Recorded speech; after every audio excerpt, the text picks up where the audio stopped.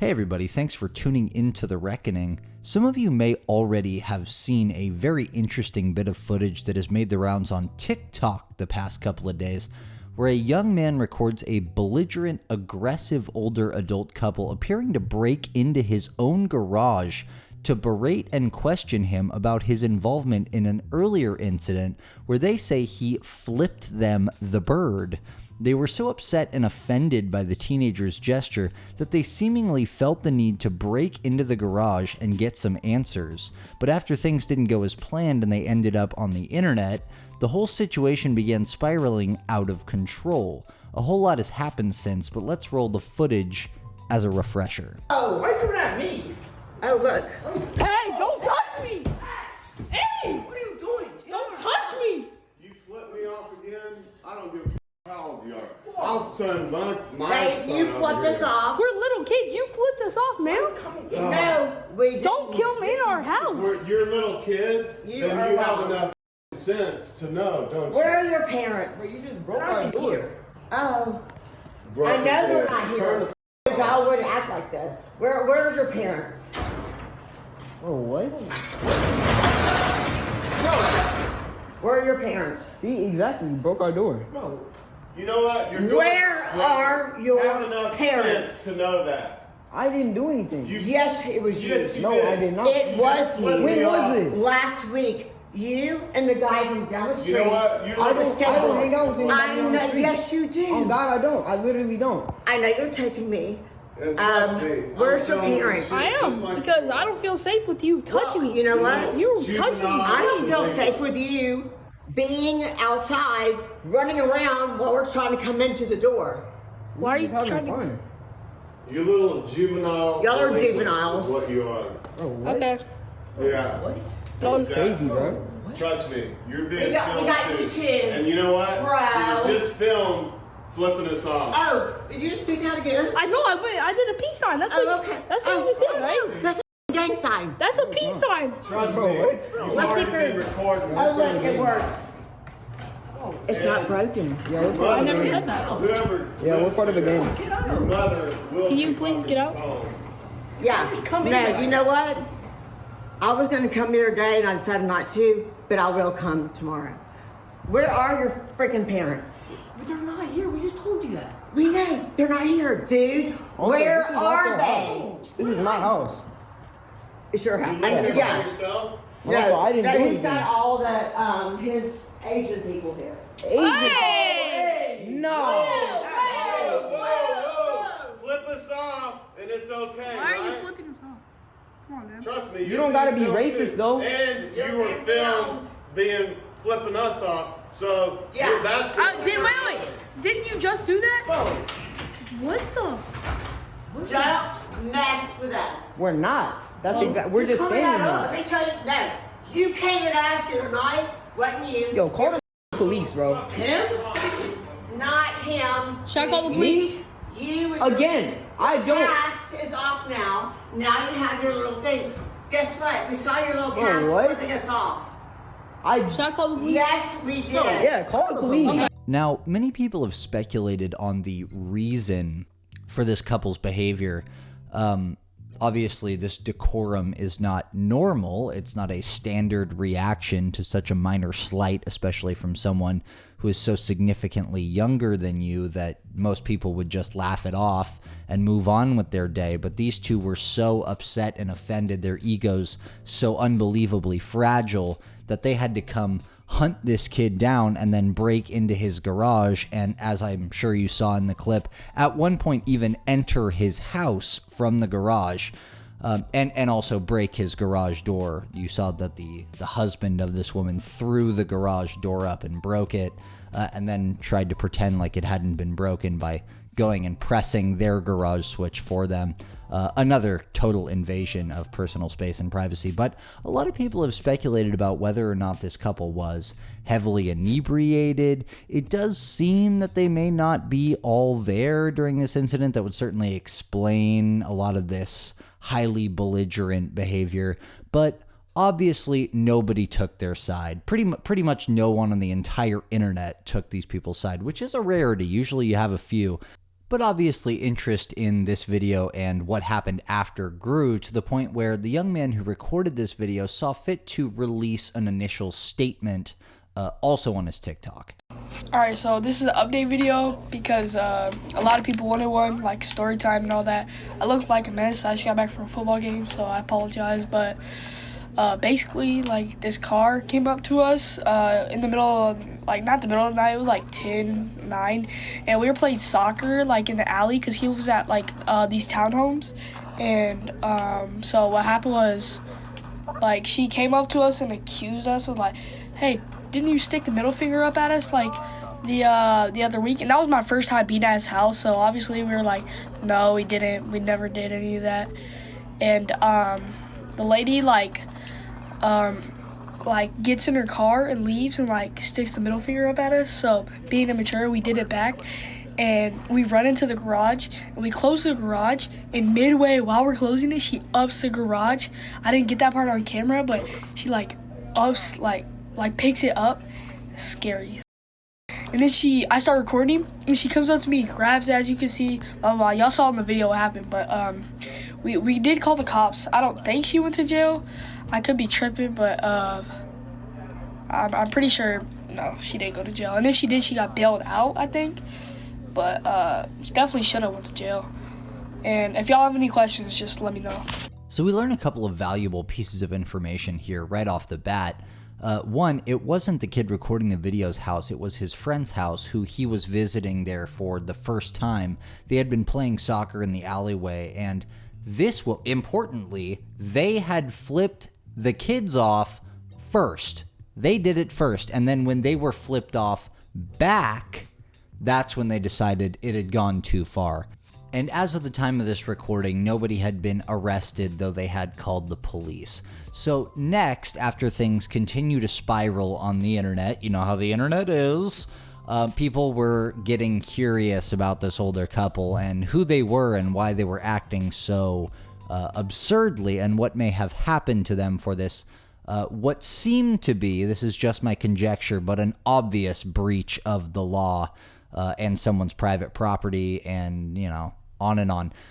So the mom of the young man that we just watched decided to also take to TikTok to explain her version of the events shortly after. Okay, so story time. My son called me. He was at his friend's house, and he told me that someone had, harassed them and put their hands on him. So I rushed over there, and as I got there, the police were arriving. They took statements, photos, commended the boys for how they handled it, said that they were more adult than the actual adults in the situation. Correct. And asked if we wanted to press charges, and we did, because I don't think anyone should put their hands on a child that they don't know, really, no matter the situation. But my, son obviously was a little shaken up, and, it was a scary ordeal, but I'm grateful that the police did what they needed to do. They arrested the lady.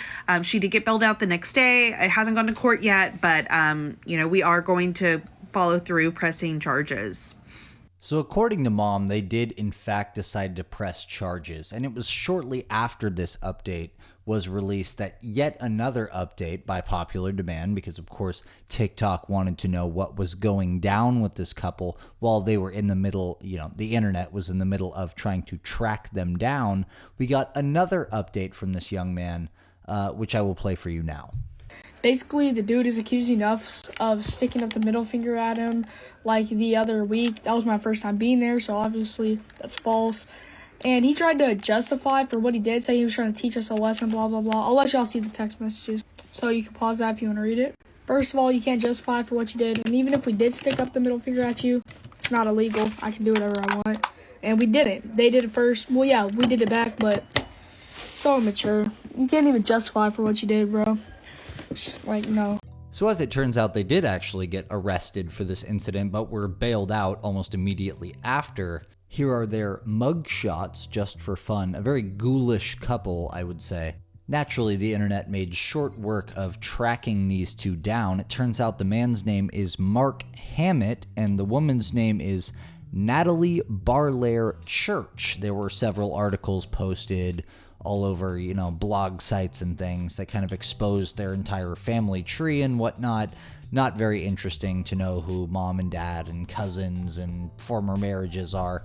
But the flood of internet troll responses under their Instagram pictures were hilarious. People also managed to track down Mark Hammett's personal advanced roofing and building solutions business, where he is now getting flamed with negative comments, all having to do with the video and not his actual work, which, you know, to be fair, I wouldn't want someone with this level of instability emotionally to be working on my roof either.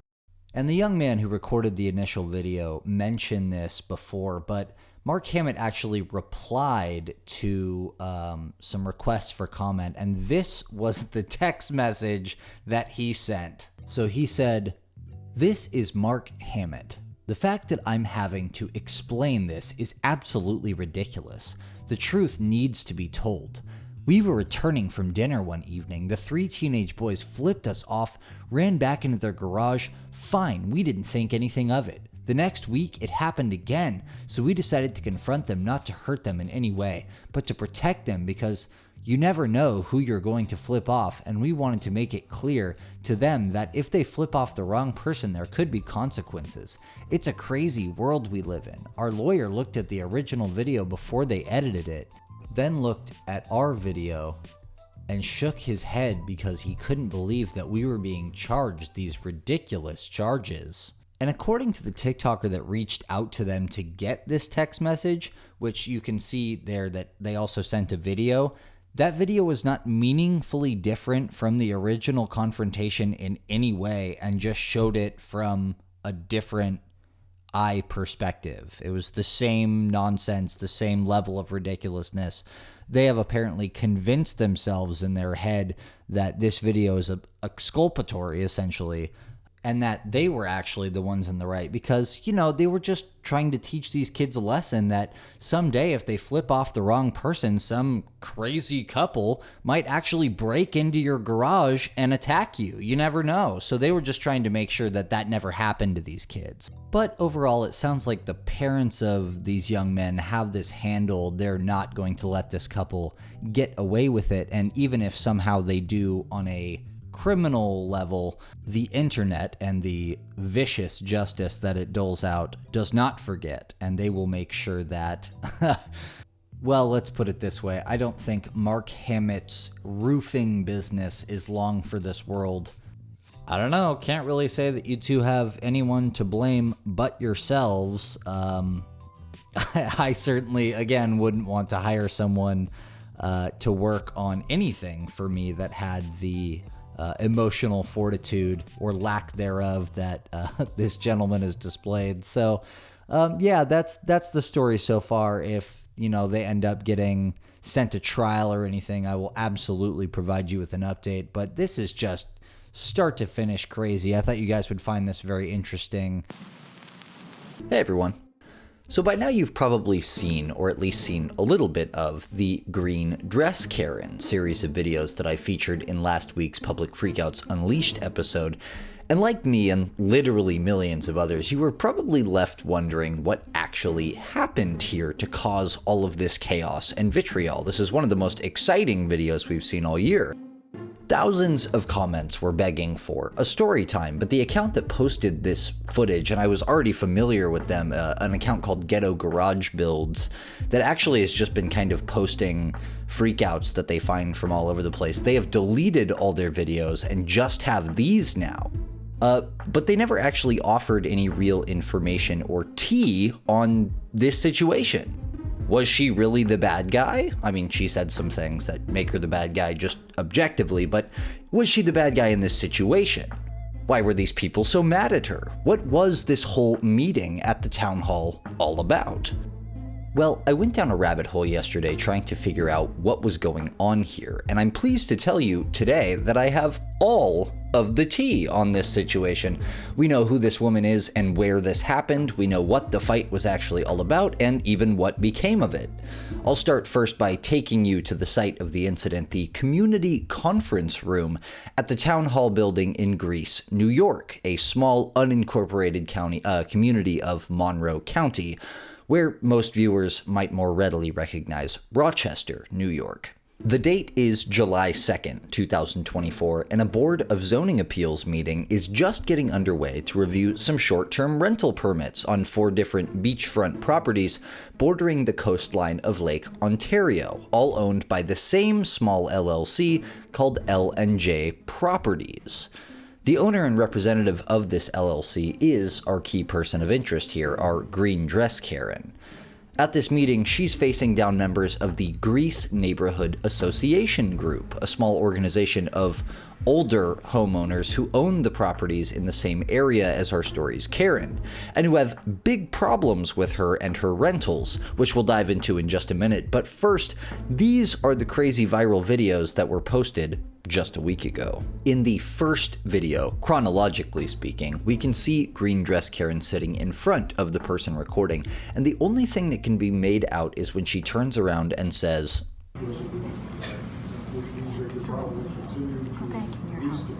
and then it sort of just films the back of her head until this part at the end, where she starts getting snappy. Excuse me, Mary, didn't you rent for me from several years? My name's not Mary. What is your name? It's not Mary. I'll know everybody's name. See you in 30 days. See ya. My house is The next video, the first in the really crazy series, picks up afterward in the parking lot outside the City Hall building, and the people she's in a confrontation with are the same people who are fighting against her getting these permits during this and several previous meetings. Burn them down. What'd you say? Burn them down first? Yeah, I did. Burn them down. You're gonna die, and I'm gonna buy your house too. Really? Absolutely. We're gonna outlive you. No problem.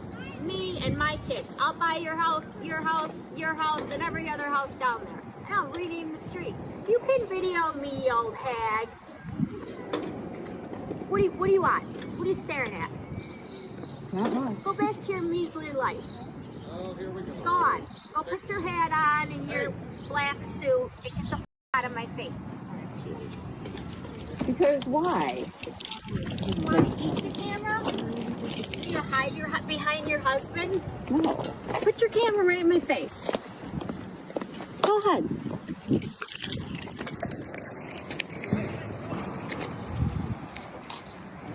Anything else? No. I thought you were leaving. So are you. If you, By the way, the courthouse is right over there. Next time you want to not Right. show up. Right. Right.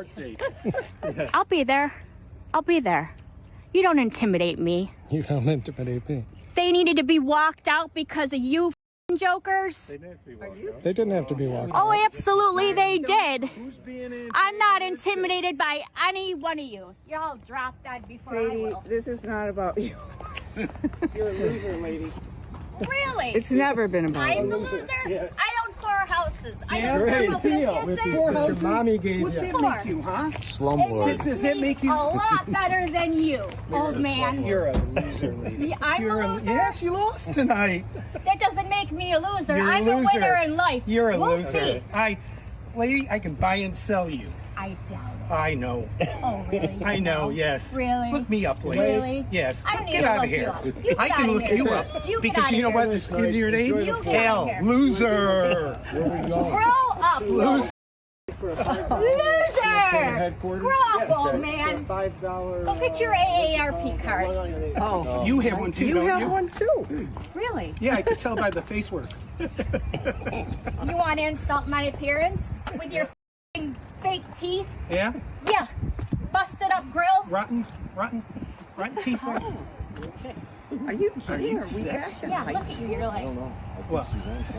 I'm not intimidated by you. I'm a what? I'm a loser. What are you, a winner? Yes, I am. You're a winner. I'm a in winner. life? Yeah, I believe in God. You don't? Me too. Yeah, that means nothing. Please. Go You to have hell, no lady. idea. Yeah, You go to I hell. know. I Rot in hell. hear how you talk to Burn people. in hell. I hear how you're talking to Okay, me. okay. Let's break All it right, up. come on. This is I'm done. Good. Stop insulting my empirical. Well, you're calling him an old man. Excuse me. I didn't walk into it. There you What, go. you want a Not belly touching. bump? Not touching. I don't need You to think belly I'm bump you. intimidated by you? Nope. Not at all. Mike, I know you're not. You guys, we're not solving And I don't anything. expect you to be. We're not. Back Let's up. just. No, I'm not backing up anywhere. Back up. I'm not backing up anywhere. Back up. No. Back the up. No, and we don't need to get profane. Yeah, we do, because Why? you got your Why? face in mine. And Oh, I'm no, not no. intimidated by any of you. I'm not leaning forward. I'm not doing anything. You came over here and your arm in my face. Knock it off. Because you got in my Grow up. wife's space. Grow up. And I'm not going to Grow let you up. do it. Okay? Grow up. I'm not Grow gonna up. let you. Grow up. Grow up, old man. Okay. There you go. Be No, the grandpa that you are. You Back intimidating. Up. Back up. That's an honor. He's honey. talking Back about up. your facial features, and you talk about me being old. Yeah, back up. So what? Back up, grandpa. It's okay for Be a you good to man. intimidate. Be a man. Back up. Be a man. I'm a lady. Back up. Be a man. You're a lady. Be a man. Oh, she's a lady. Be a man. Dictionary. Be a man. You don't know how. No, I don't. You guys, this isn't productive. It went your way Why don't you tonight. be a woman? I can tell you that. I hate to be a woman. Oh, in case you were wondering, this is her sister, by the way, who's sheepishly, sort of, kind of trying to de-escalate this the whole time. Oh, you know how to Come on. Come on. I'm backing up. Okay, we're done. We're done. Don't give her the You're like a grown ass man. Okay, keep going. Keep going. Come on. Come on. Stir it up. Good luck. Okay, so thanks to a TikTok lawyer named Hannah Wood, I was able to find the minutes for this board meeting, and from there I was able to sort of go down the rabbit hole. So I'm going to give you as complete a backstory here as possible, all of the tea from start to finish. So there are 4 beachside properties that need permits here, right? And the company that holds these 4 permits is called L&J Properties. And the person who owns L&J Properties, according to her own LinkedIn profile, is one Tracy Adolph. And at first I was a little confused because this person doesn't look like this person, but they are in fact the same person. And Tracy actually is a bit of a big shot, I have to admit, because on top of owning these 4 beachside New York properties, she also owns and presides over a trucking company called Samson Trucking, and has even done her fair share of publicity in the past. I found these videos. And a little Easter egg here, but when that one guy in the video said, yeah, your mommy gave you everything, or whatever he said, there's actually some truth to that, Raz, because the Samson About pages gushing bio of Tracy that she hopefully did not write herself says that the company was actually built by Tracy's mom and then given to Tracy later in life. And by the way, I'm not saying that Tracy deserves to get canceled for any of this. I'm not really looking for anyone to go post bad reviews or blow up the company social media or anything like that. I don't really think she did anything that bad compared to many of our other subjects. I'm actually just trying to give you a portrait of the power dynamic between these groups, an understanding of who this lady is in her community. So she owns this successful trucking company, and she owns this LLC with the 4 vacation houses, all situated along the Lake Ontario beachfront, and the meeting minute says that these properties are 610, 820, 828, and 888 Edgemere Drive. And since they're short-term rentals, they require a permit from the city, like a special short-term rental permit from the city to operate, which she's had, to be clear, but they were all set to expire on March 1st of this year. Now, last year, the city made, like many cities right now, they made some changes. They implemented some stricter guidelines for the short-term rental property owners, specifically that rental property renewals needed to be submitted at least 30 days prior to the expiration date of the permit, which would have made Tracy's renewal submission deadline January 31st. And here's where things get a little tricky. On the 29th of January, so 2 days before the city's newly imposed due date on her applications for these properties, someone from L&J Properties reached out to the city to ask if the payment could be made online or if coming in person to town hall was actually necessary. And the reply she got was, "Please stop by town hall at your convenience." And then they continued communicating, apparently, for several days afterward about this renewal and making these payments. Now, initially, when the January 31st due date passed, the city informed Tracy that her renewal application for her properties had been revoked because she was late. She challenged that revocation, of course, and perhaps she would have been granted an exception without issue. Only another group, the aforementioned group of locals who own houses which are in the same neighborhood as her rentals, GNAW, they hired a law firm and essentially went to war against Tracy, showing up to a meeting in May over this issue to present a case that her renewal should stay revoked. And you're probably thinking, okay, but why is there a whole neighborhood group of homeowners that are this pressed about her rental properties? What did Tracy ever do to these people to get them to take things this far, to all show up to these meetings to stop her from being able to rent out her properties on Airbnb and Vrbo? Well, according to the minutes here, the complaints, quote, centered around the behavior of the short-term renters. The neighbors, quote, cited parking problems, noise complaints, drunk and disorderly behavior, problems with trash, crass behavior, and the trespassing of short-term renters and their guests. So essentially, Tracy owns this pocket of houses here, it sounds like, and she rents them out to people who are absolute nightmares and make life a living hell for the people who actually own those properties around it and live there. Screaming, throwing trash everywhere, even trespassing on the homeowners' properties. Frankly, I'd want these permits revoked too if I lived there. Oh, and some additional context here. This is the third meeting on this that's happened this year, and they were staving off a final decision until this meeting, the meeting on July 2nd that this happened outside of. So this was the big decision on this whole months-long back and forth.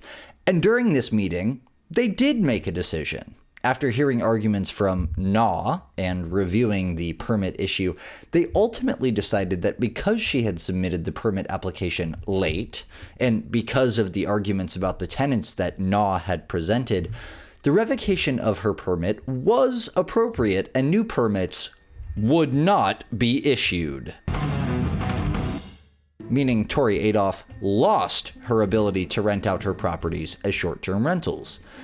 And this is why she was so furious in the parking lot, why she was so ready for a fight. From where she's standing, and after self-admittedly investing over $75,000 in her properties here, her cash flow machine had been severely crippled, and her ability to pull in the kind of short-term rental money she was now used to has been denied for at least a year. A blow that will doubtlessly cost her thousands, if not tens of thousands of dollars in missed opportunity. And in her mind, she blamed this group, NAW, not herself or her failure to control her guests or her inability to submit the paperwork on time. She blamed them. And because she blamed them, she took her anger out on them in the parking lot.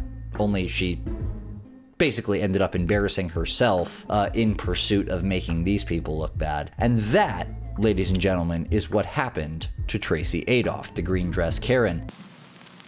Hey everybody. So we've all seen this by now, right?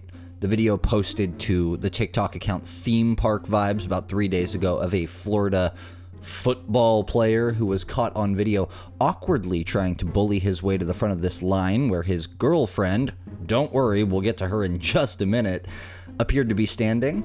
You probably saw this video and thought, this guy's pretty weird, and maybe quietly noted that no actual independently wealthy entrepreneurial D1 college football player with a large social media presence would ever act like this. But this whole thing is actually way more unhinged than you think.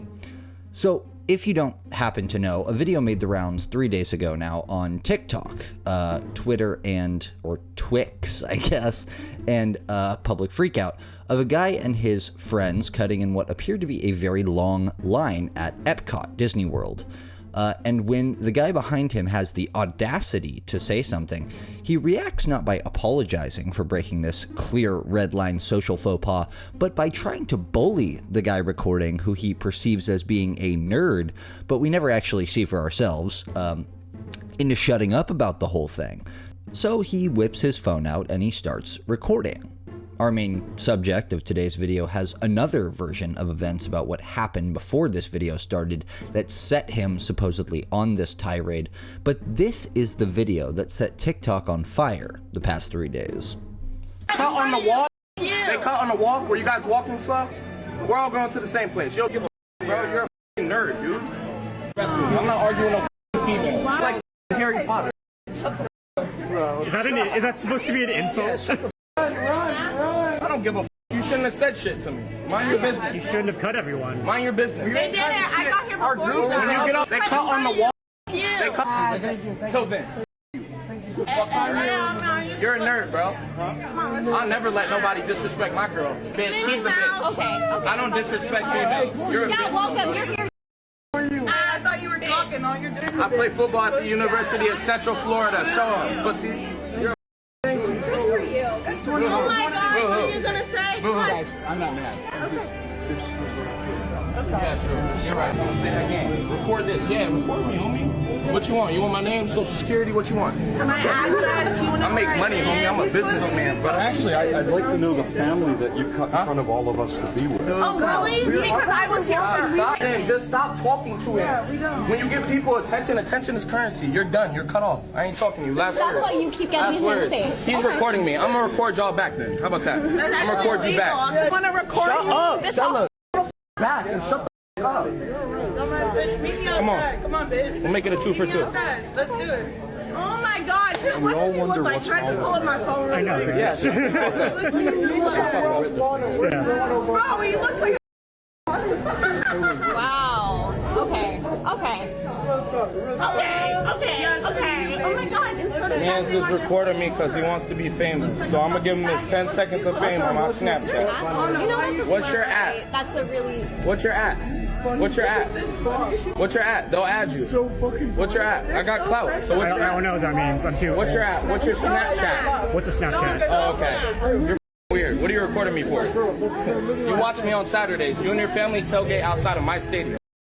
Who asked? Oh, entitled? I'm not entitled at all. Hey, ma'am, I took off my shirt because I'm hot. I don't disrespect females like I said earlier. I'll talk to men, I'm not going to talk to females. Bro, don't say shit to them, bro. They're lame. You look like Harry Potter. Hey, what is this? What is this? You guys. So what happened was me and Percy. They were up front of everybody. They're trying to say we're skipping because we walked up to our girlfriends. I make money. I don't argue with people. I make money. You're how old? I'm 21. I got more money in NIL than you ever. I didn't see her. Look me up. Google me. Google me. What's your name? Google me. He's recording us. Yeah, he's recording me, boss man. He's violating my privacy. As you can clearly see, we've got a whole bunch to unpack here. There's the uncomfortable attempts to roast the recorder. Bro, you're a f***ing nerd, dude. I'm not arguing no female. It's like Harry Potter. The bragging about being a football player. I play football at the University of Central Florida. Show up, pussy. The weird social media flexing. So I'm gonna give him his 10 seconds of fame on my Snapchat. You know What's your at? That's a really. What's your at? What's your at? What's your at? They'll add you. The way he clearly just shoved his girlfriend and told her to shut the f*** up. Shut up, Stella. Back and shut the f*** up. Also, just as a general rule, when you exclusively refer to women as females, it makes you sound like one of those like mid-2010 pickup artists that took over YouTube for like a year and a half. You remember those guys?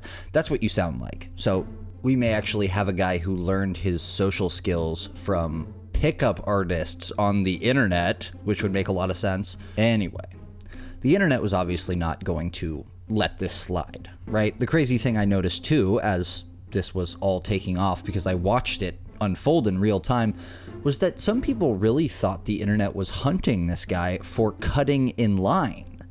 Now, yes, cutting in line is about the worst thing that you could ever do, I know, but his sins went so much further than that.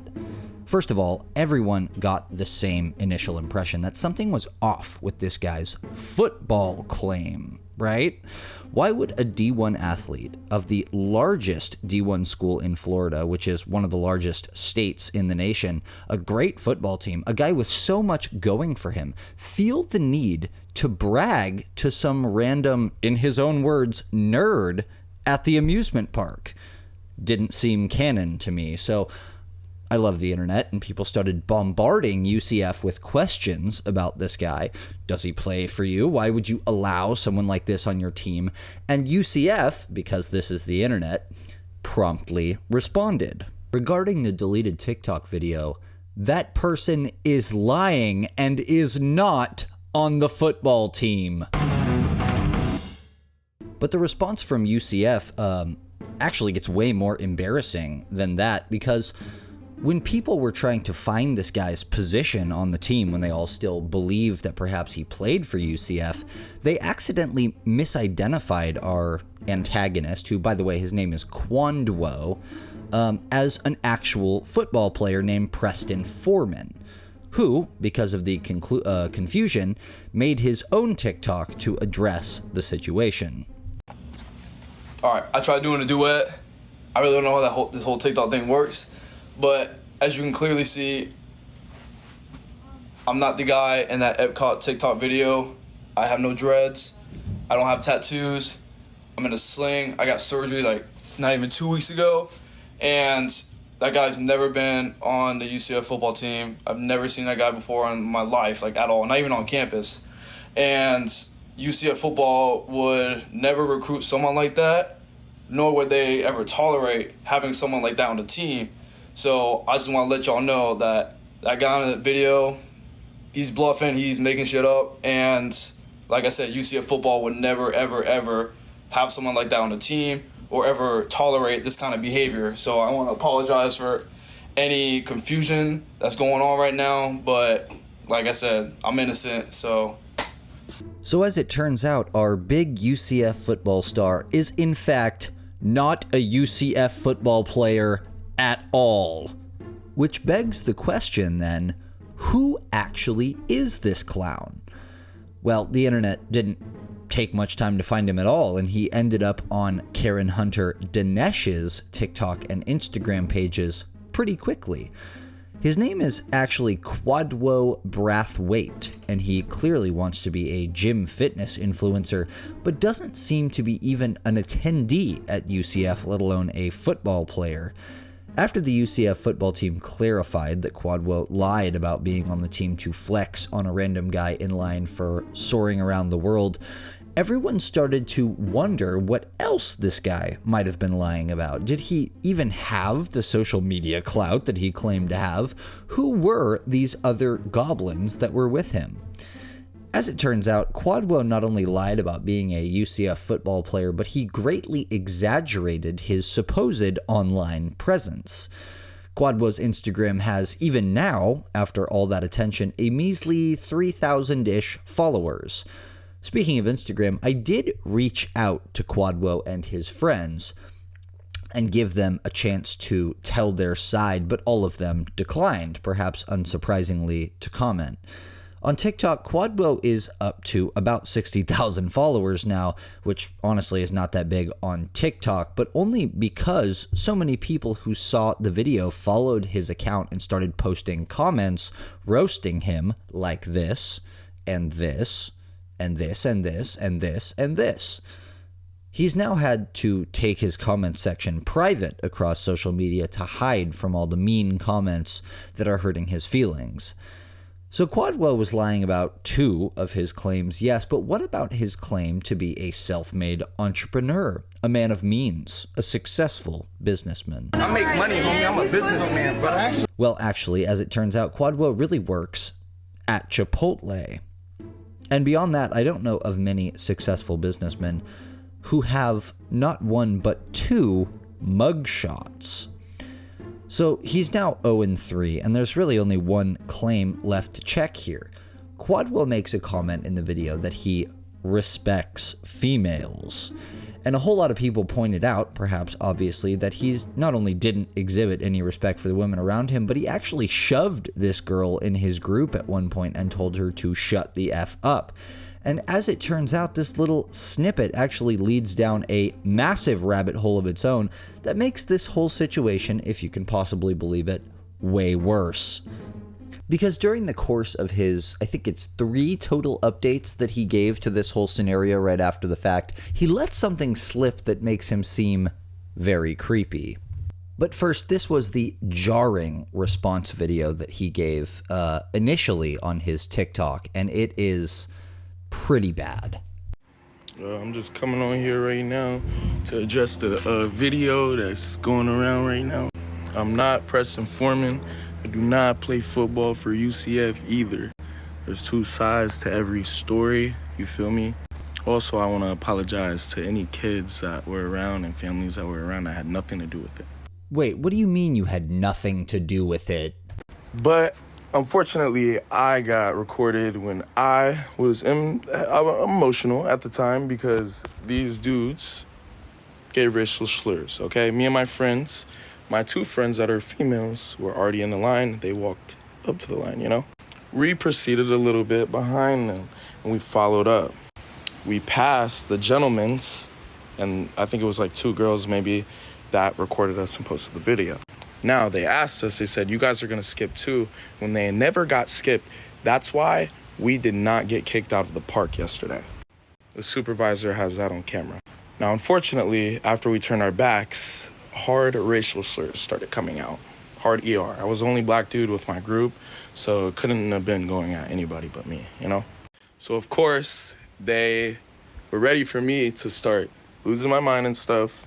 And yes, I'm not saying it was right at all. There's different ways and way better ways to handle stuff, but I let my emotions get the best of me simply because why do you have to use racial slurs towards anybody? Now, about my sister, it's one of my close friends. There was 5 dudes sitting there going against one, you know? And I pushed her back. I'm not gonna have her get in 5 grown men's faces trying to stick up for me, which is not bad, but she's a female, you know? I said multiple times to the wives, because the wives were yelling at me first, and I said, I'm not gonna argue with a female. I said that in the video as well. I'll talk to your husband, you know? Turned around, edited it a couple of times. That's why the video is kind of edited, but they recorded after they used the racial slurs, which is totally fine, you know? But the biggest thing here is just that don't use racial slurs towards somebody, you know, and then try to record and defy a person's character. I do not apologize to any of those dudes that were behind the recordings. I didn't disrespect any females. Those were all towards dudes after they called me multiple racial slurs.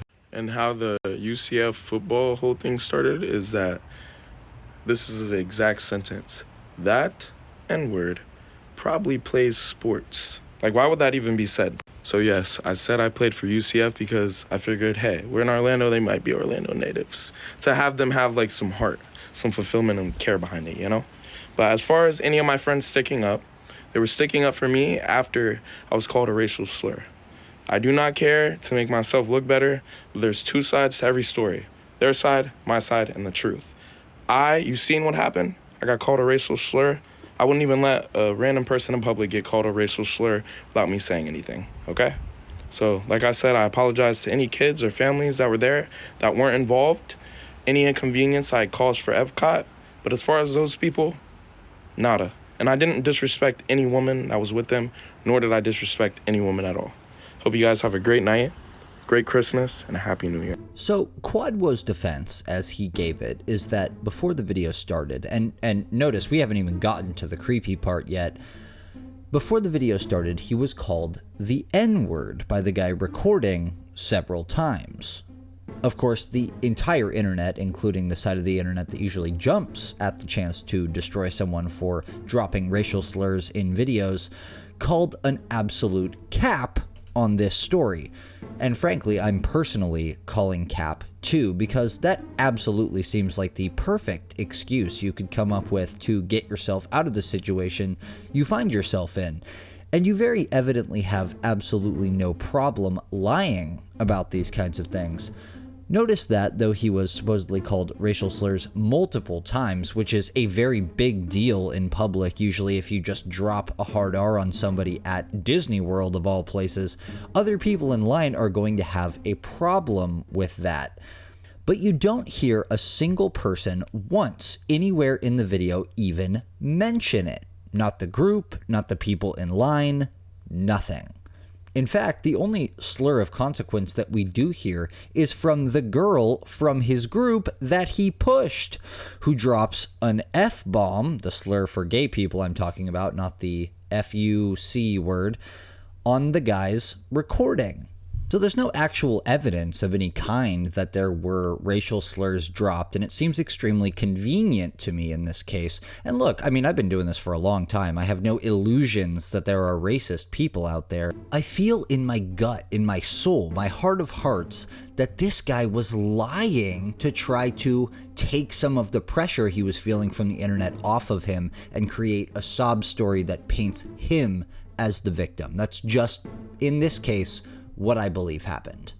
But beyond even that, notice how he also swears he never disrespected any females.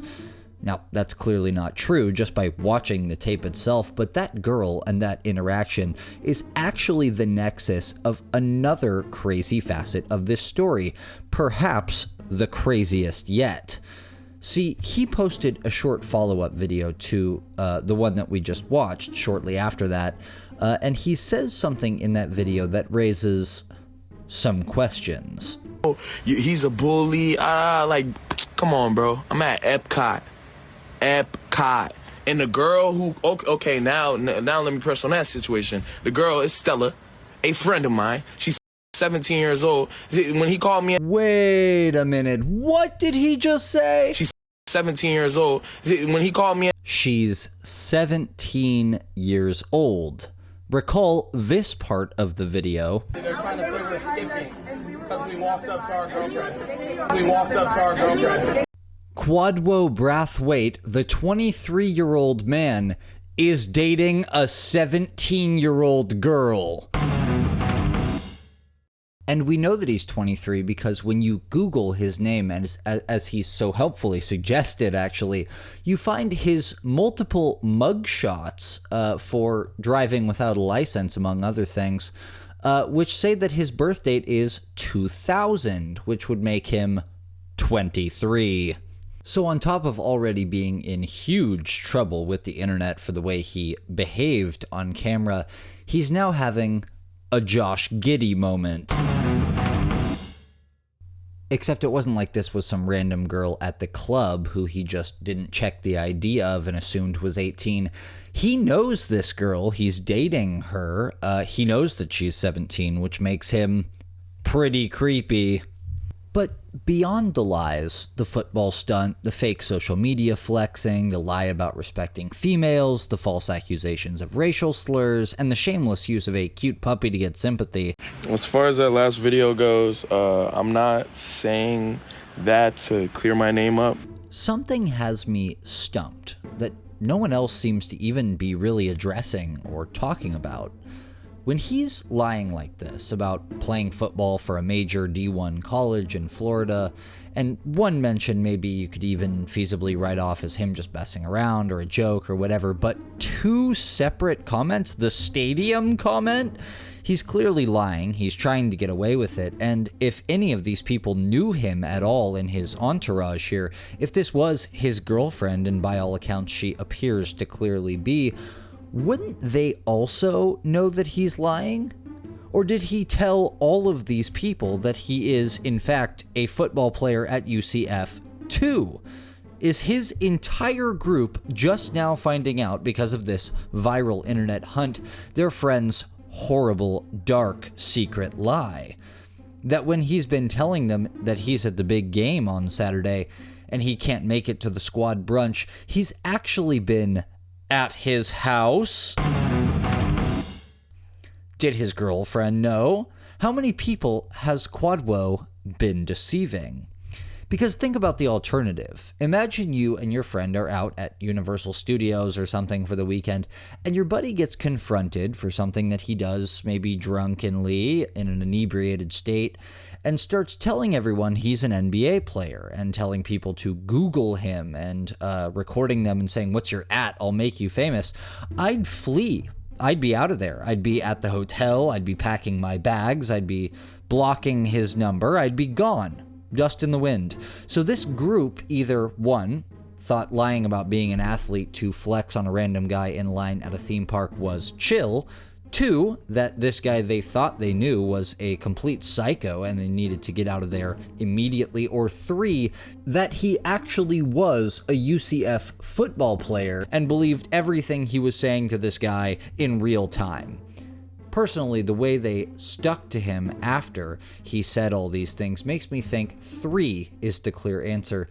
So that's what we're going with. Which means that this entire saga has not just been devastating to Quadwo personally, but devastating to all of his friends, and possibly even his own parents. And definitely his girlfriend, his 17-year-old girlfriend, who all believed his big lie. Well, folks, I think we've done about as much damage as we can hope to do for now, but I'll definitely let you know if the people who recorded this video come out with their side of the story. That would be a fascinating turn of events. We'll keep our eyes open.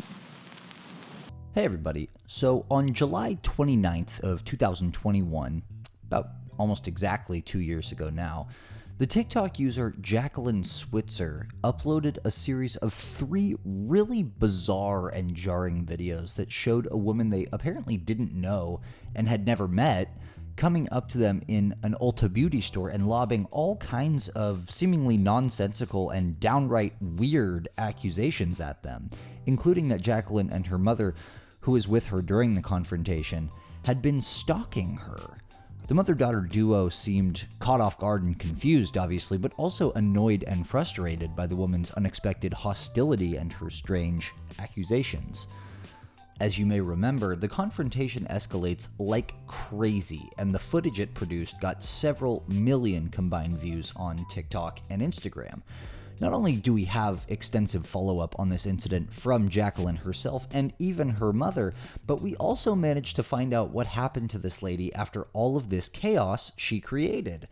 But first, let's examine the videos and refresh our memories. I'm sorry, what was your name? What was your name? My name is Jacob. Okay, somebody's looking for Wendy Gregerson, so I have no idea what that is. For what? Are you talking to me? No? Okay. And obviously having a bad day. We haven't done anything and we don't work here either. I'm sorry. A bad day? I don't work here either, but I heard what you were talking to an Ulta associate about. Were you walking in home goods? Because if that's something I need to go ahead and call Barrow, I'll go ahead and let them know concerning your relationship here over as a customer. Anything else you have? What are you talking about, lady? I have no idea. You're talking, you know my name?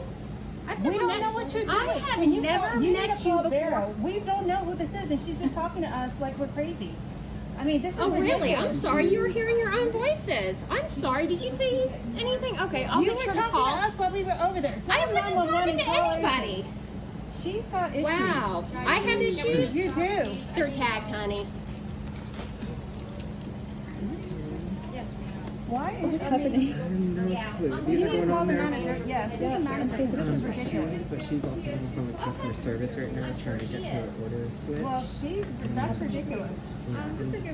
Sorry that you're sick. I didn't know you were selling people over here at Ulta. And so that is $43.65. No, actually, I'm not. Coupon. Are you in the way? Are you in there? You see what I'm saying? That's just ridiculous. Hey, so there's a child next to you. I would like for you to back up, please. Thank you. If not, we're calling Barrow. Excuse me, let me go ahead and call Walgreens. I don't think I have one, ma'am. Let's go ahead and pick another cell phone. Let's go ahead and see Marty Gregerson again. You're getting recorded. Just want to let you know. So Absolutely. please. So is your black friend.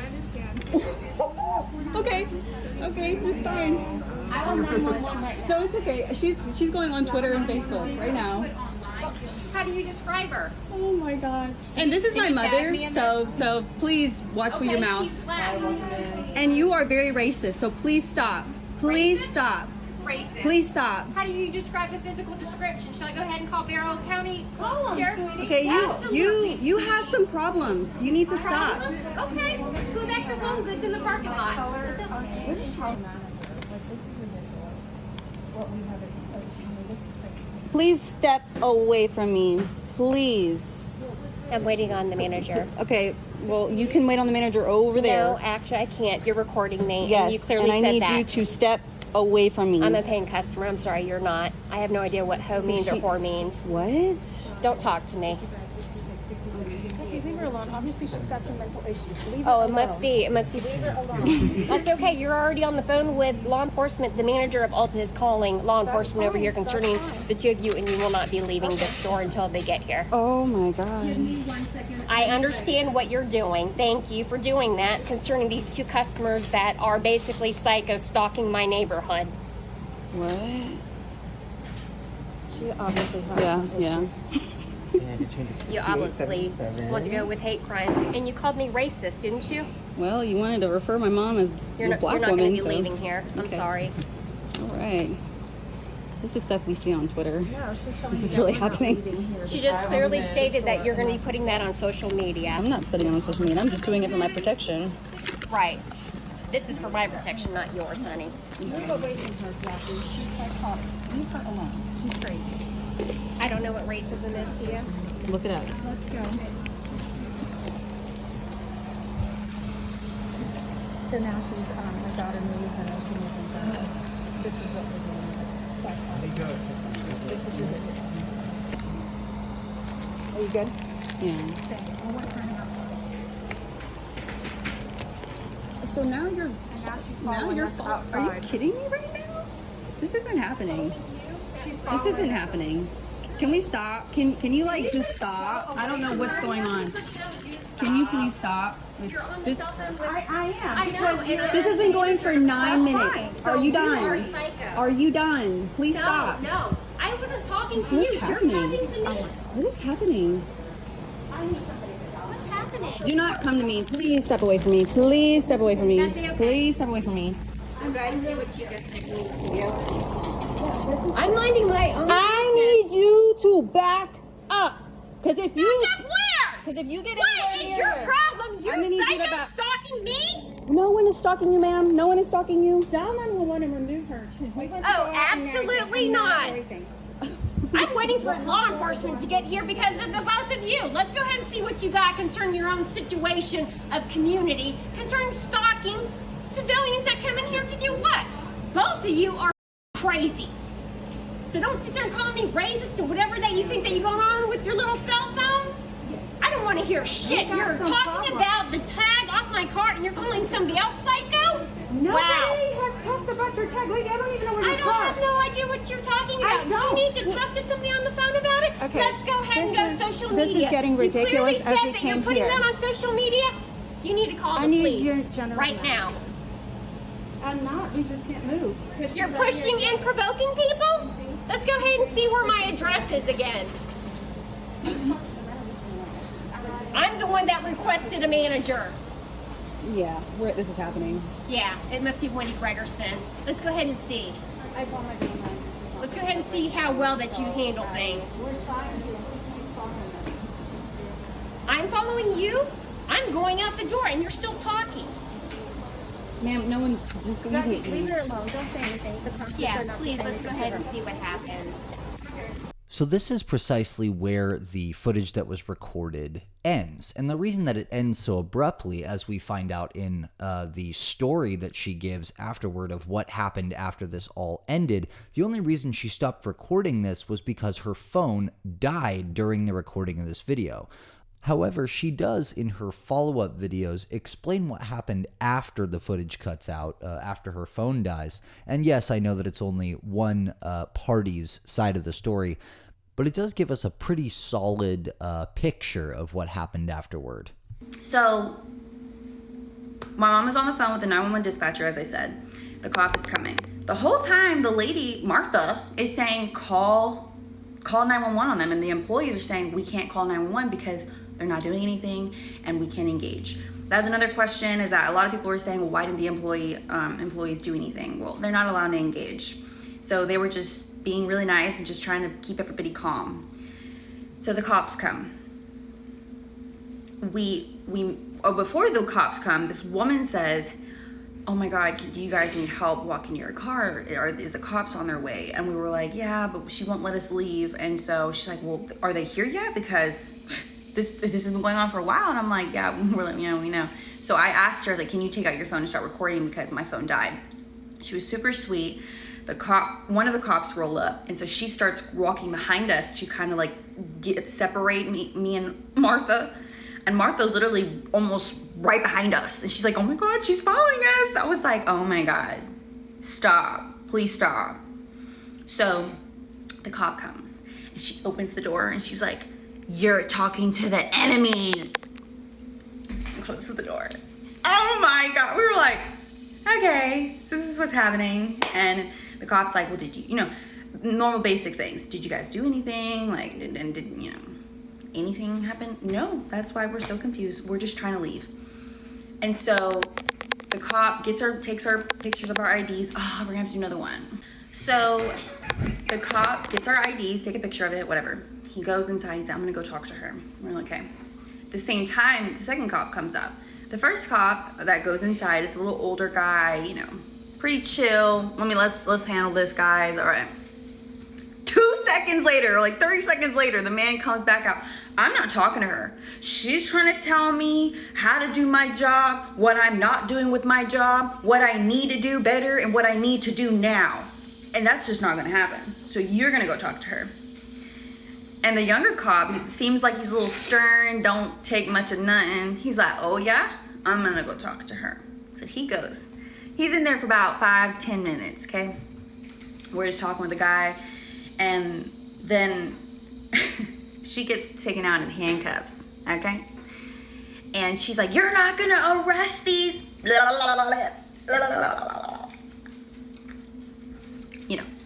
vulgar language. Calling us, the S word, the W word, the words that you were hearing in videos. Yeah, those words. And he's like, "Shut up, hush." And he's like shoving her to cause she's like resisting. And the other cop goes, "Do you want to press charges?" And we're like, "We just want to leave safely and leave. Like, we've been here for over 30 minutes. We just want to leave. We're at Ulta. Like, we're not even I had a little teeny bag. I just want to leave." And so, yeah, that's the story. My mom and I were able to leave safely. So the cops showed up after a few more minutes of back and forth here.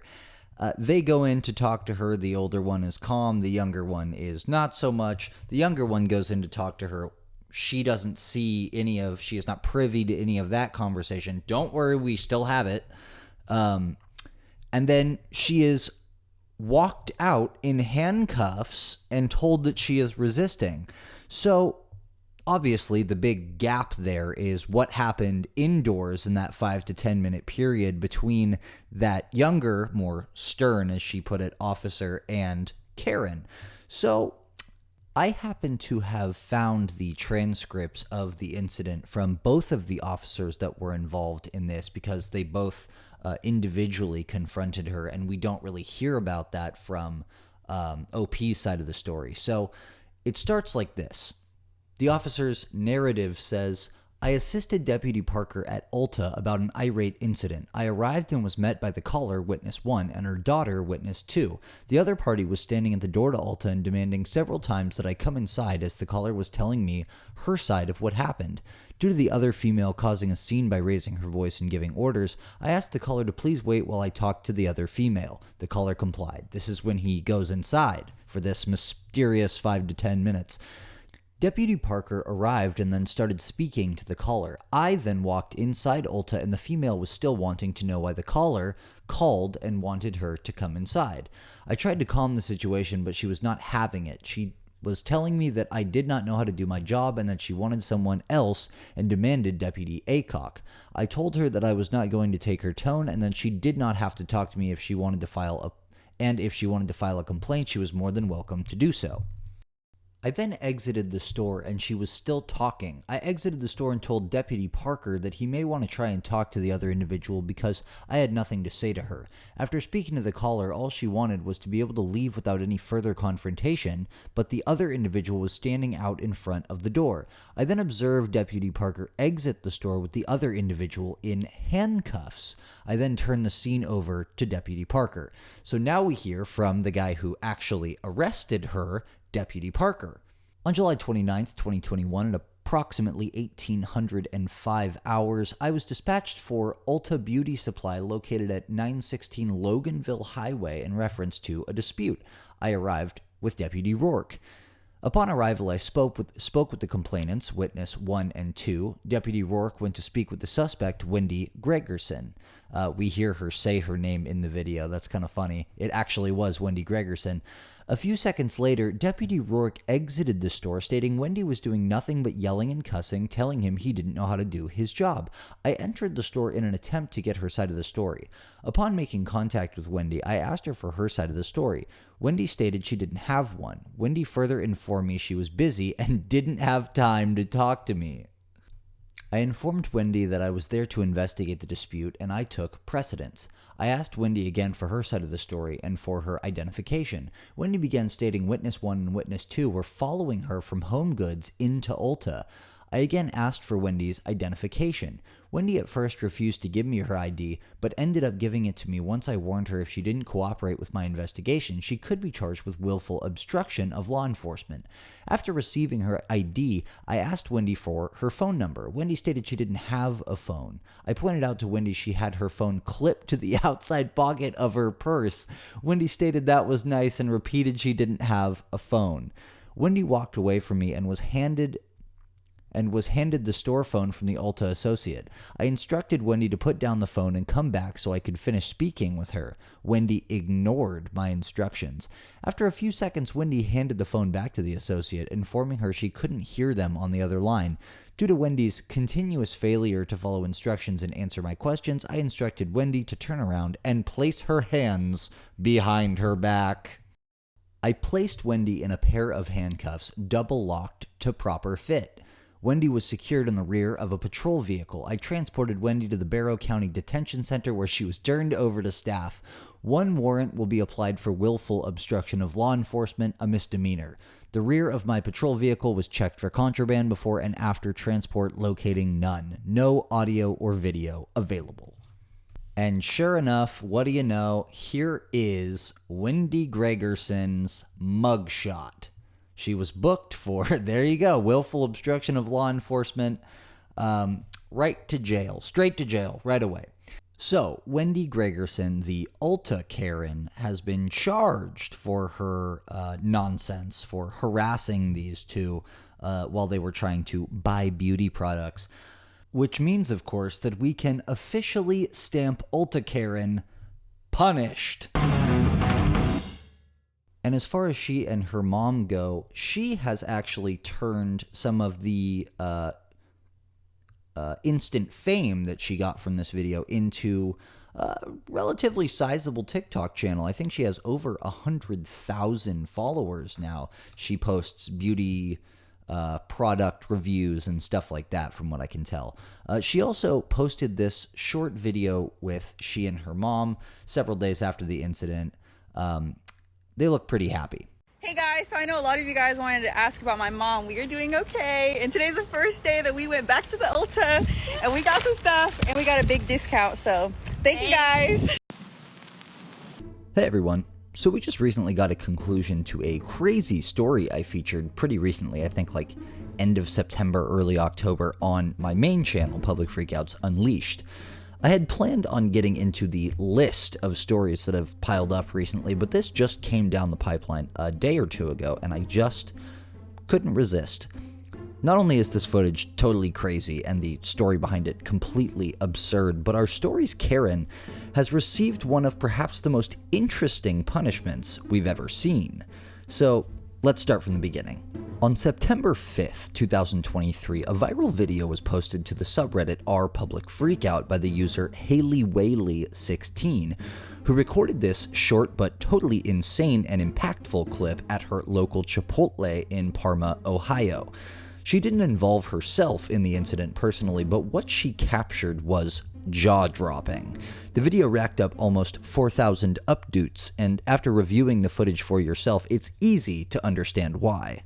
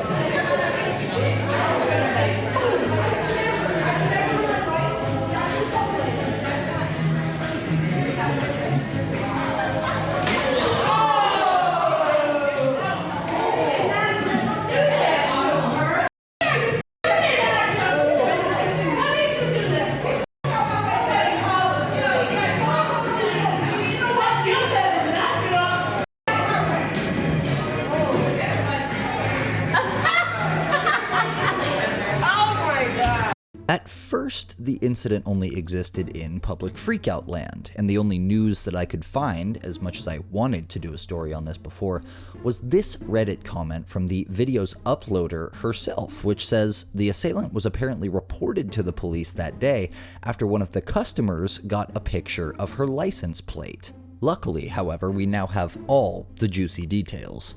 The woman you see throwing the food here is 39-year-old Rosemary Hain, an unemployed mother of 4, and this all happened because apparently she had ordered a plain chicken bowl and didn't like how it was being prepared. She had already, according to multiple outlets, asked the woman she threw the food at to remake her food, making this the 3rd time the employee had made the food for her. She was, believe it or not, so enraged and disgusted by the way that it was prepared for her that she decided to throw the still piping hot burrito bowl at the employee, covering her in food and sauce in front of a massive crowd of people. Extremely embarrassing. Now, the victim of this lunacy was 26-year-old Emily Russell, and she was actually a manager, not just an employee at this Chipotle, and a 4-year veteran of the location.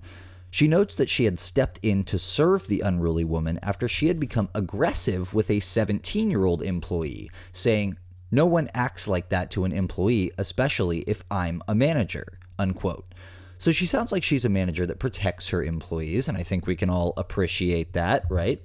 But perhaps as shocking as the event itself is the reason behind it. She characterized the catalyst of the incident like this, and this touches on what we were already talking about.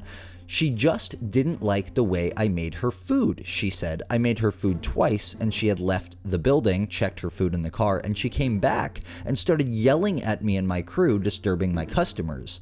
Next thing I know, I had food in my face, dripping from my hair," unquote. As she had just prepared the food moments ago, it was still quite hot, and according to Emily, she suffered a few bruises, but nothing too major. What's worse, according to Emily, she, quote, "had to work with food on my face and hair for the next 4 hours after it happened because no one was sent to relieve me." She also said she went to the emergency room after her shift. Not only that, but Emily says Chipotle was not remotely helpful or supportive in the wake of the attack. "I was working 65 hours a week," she said. "I was exhausted. I had anxiety every day about going to work." Perhaps unsurprisingly, we also learned that Emily opted to leave her job at Chipotle about a month later. Now, perhaps I, like many others, assumed that the viral video was the last we'd hear of this event. Obviously, it's not, because I just told you a bunch of information, but there are actually real consequences for throwing food in someone's face, because such an action, rather obviously now that I think about it, constitutes a pretty clear-cut case of assault. So there has been, in fact, some punishment. Because On Tuesday, November 28th, very recently actually, she was hauled before Parma Municipal Court Judge Timothy Gilligan, facing one count of assault and forced to explain herself before not only the judge, but Emily herself. Hain did opt to apologize to Emily, but only moments later went on to defend her side of the exchange again by calling attention to how disgusting her food supposedly was. You didn't get your burrito bowl the way you like, and this is how you respond? You went in there looking for a fight. I did not, Your Honor. I did not. If I show you how my food looked and how my food looked a week later from that same restaurant, it was disgusting looking. In response to this, the judge proceeded to dunk on her. And all I wanted was made correctly. I would be disgusted by that food. My daughter was one of How can I be happy with the food you're about to get in the jail? During the proceedings, the judge reportedly told Hain, quote, "You didn't get your burrito bowl the way you like, and this is how you respond? This is not Real Housewives of Parma." Which is, of course, very funny. But you'll be happy to know, as our protagonist Emily was, that this judge had no intention of letting Hain off the hook or giving her a simple slap on the wrist. And Hain had apparently resigned herself to her fate as well, because she pled guilty to the assault charge, even after trying to defend her decision based on her terrible, horrible, no good, very bad food.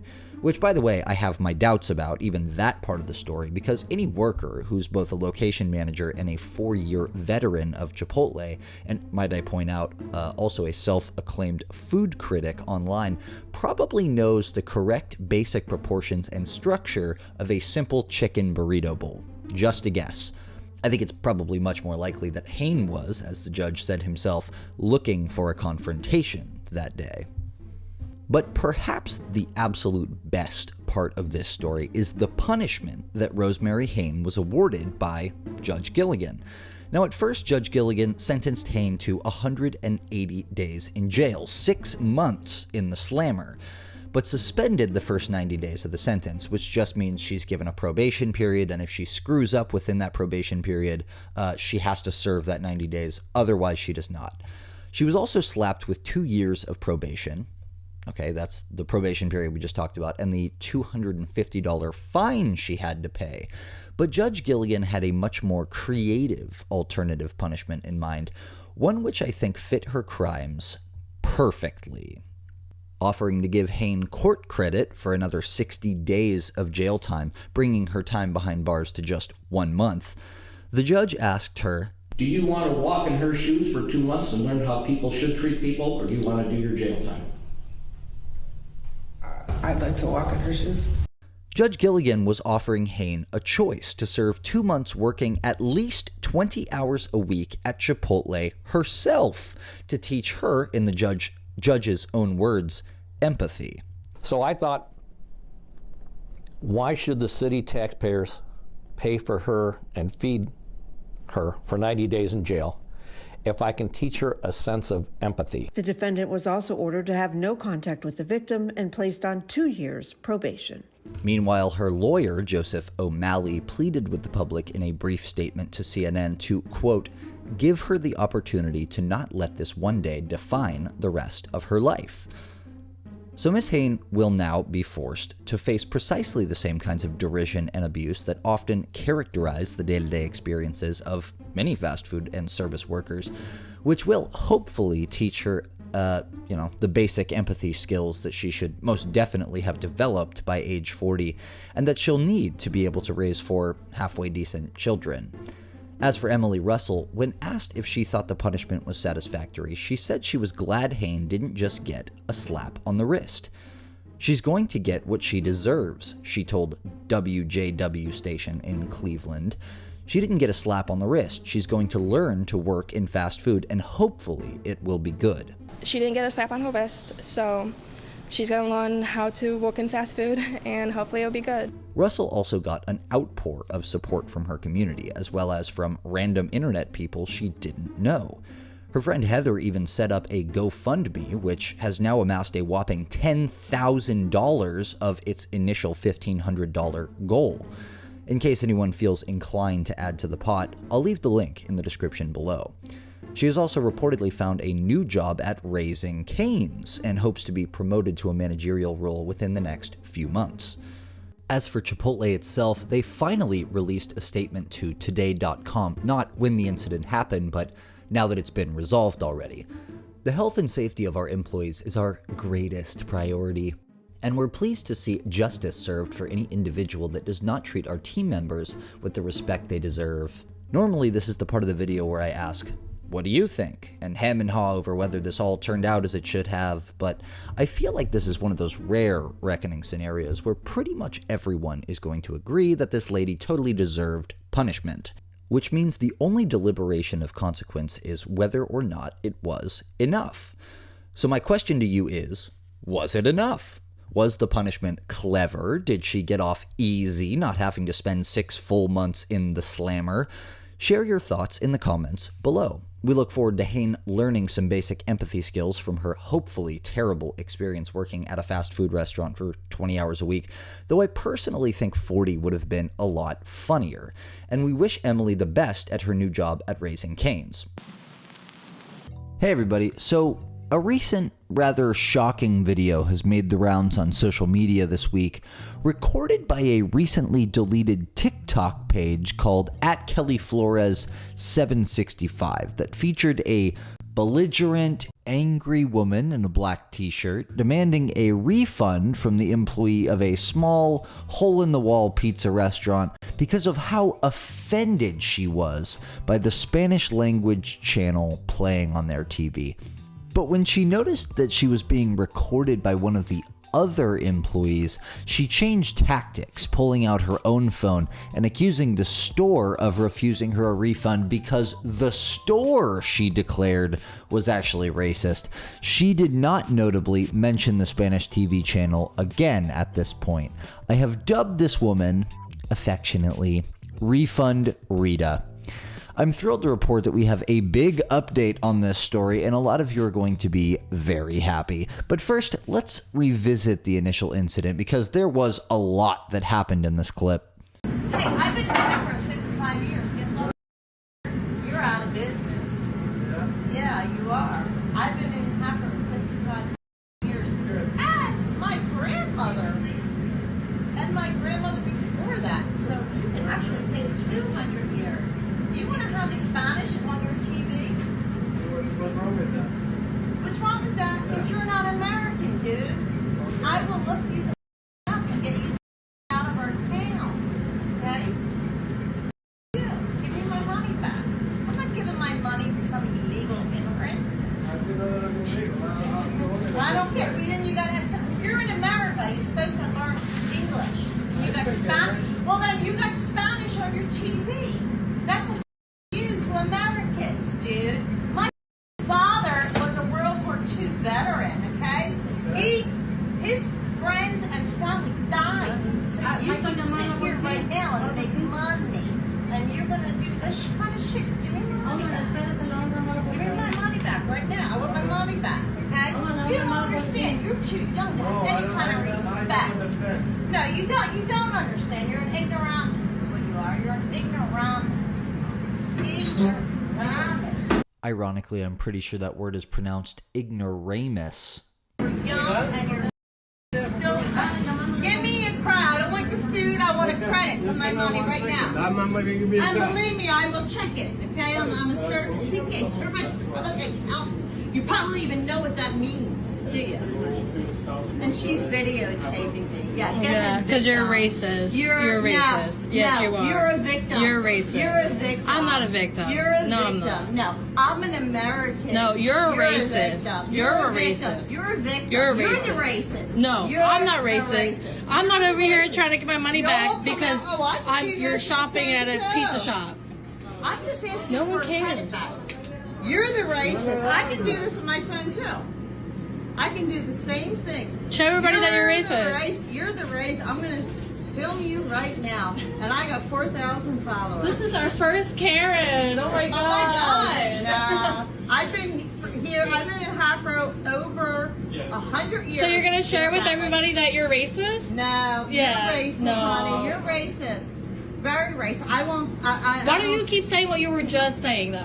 Why don't you just keep videotaping what you were just saying to everyone? I would like a refund because I'm at Amy's and I am being bullied by these people. Bullied? Yeah, I'm being bullied by these people at Amy's. I have everything on videotape. Because I am white, they are videotaping me. I'm white too. They are videotaping me because I am white. See them? They're calling me a racist because I am white. No. We're calling you a racist because you're racist. I am not Mrs. Blue Hair. I am not racist. I am not racist. You know your colors? I am at Amy's in Hatboro, and I am being videotaped because I am white, and they want to call me racist. I am simply asking for a refund because their food is terrible. You said that you want a refund because you played Spanish on a TV. I want a refund on my credit card. I want a refund on my credit card, so therefore I am racist. I'm at Amy's in Hatboro, Pennsylvania. I want a refund on my credit card, and they are calling me racist because I am white, and none of them are white. And she started videotaping me. I asked you, why aren't you giving me a refund on my credit card? Why won't you do it? I asked you 15 minutes ago to give me a credit on my credit card. Why aren't you doing it? Why aren't you giving me a credit on my credit card? Why? I don't want your food. I don't want your food. Why won't you give me a credit on my credit card? You're calling me racist because I am white. Why? I'm waiting. I got my card right here. All right, please sit right now. Right here. Right here. What's going on, man? Hi. Hi. I know you. Okay. I'm Naturally, most of the internet found this nothing short of abhorrent, and the crowdsourced pile-on began from here. Only this time, and this has certainly happened before, but the internet got it entirely wrong at first. In the couple of days following the incident, after millions of people had seen the viral footage and many amateur internet sleuths began searching for her deets, no less than 3 women, all certified Pennsylvania accountants, were entirely misidentified. These women were so badly berated, their workplaces contacted by angry internet people so many times, that the police had to release a statement asking for people to please stop harassing the innocent women. Just to clear things up, police have stated unequivocally that the following people are not this woman: Candice Bogar, Sally Poppert, and Tracy Gata. So if you see any disinformation, I hate that word, running around on the internet saying that it's one of those 3 people, please go do your good civilian duty and correct that. And, you know, this kind of all does just go to show this whole crowdsourced, like, track them down thing that especially TikTok and Reddit are on these days. It's kind of a dangerous weapon. You know, it's a double-edged sword, and it could be argued that perhaps we, the internet, wield it a little too callously and should exercise some, you know, just a little bit of discretion going forward. Just food for thought. But the real culprit has, in fact, been found. And I made absolutely super extra double, triple, absolutely sure that this was the right person before I made this video. The woman in question was actually named Rita Frances Bellew, a 55-year-old woman who works as a CPA in Pennsylvania. So you can see where some of the confusion in tracking this woman down might have happened for the internet. Initially, police showed up to the scene and de-escalated the situation. Per the Inquirer's reporting, in which they referenced a criminal complaint they had personally obtained, Officer Brett Paul of the Hatboro Police Department showed up to de-escalate the situation and described Bellew shrugging. She then said, apparently, I'm white, I'm racist, I'm too damn white. Rita, I don't think that's why they were bothered by what you said. So when they showed up to the scene, initially no arrest was made or charges filed, but Hatboro Police Chief James Gardner said to local news station WPVI, "When we viewed the video, it really was over the top. It was a racially fueled, profane rant directed at their heritage, and it's not going to be tolerated." As Rita Bellew was being tracked by legions of internet sleuths, an outpouring of support hit the small family-owned pizzeria and Italian restaurant that had borne the brunt of Rita's wrath. As it turns out, that cozy little spot is called Amy's Family Pizzeria, a small-time local restaurant in Hatboro, Pennsylvania. The owner, Omar Quinones, runs the business with his wife and several of his employees. Since the incident, in which he initially didn't want himself identified, Amy's Pizza has experienced a massive flood of positive Yelp and Facebook reviews, messages of encouragement and support from all around the world, a huge uptick in business, with people flooding into the restaurant and placing huge orders online and over the phone. And shortly after this incident went viral, freshly minted state representative Melissa Serrato joined forces with another state representative, Nancy Gunst, which I have no idea if they're Dems or Repubs, who cares, to visit the restaurant themselves and show their support.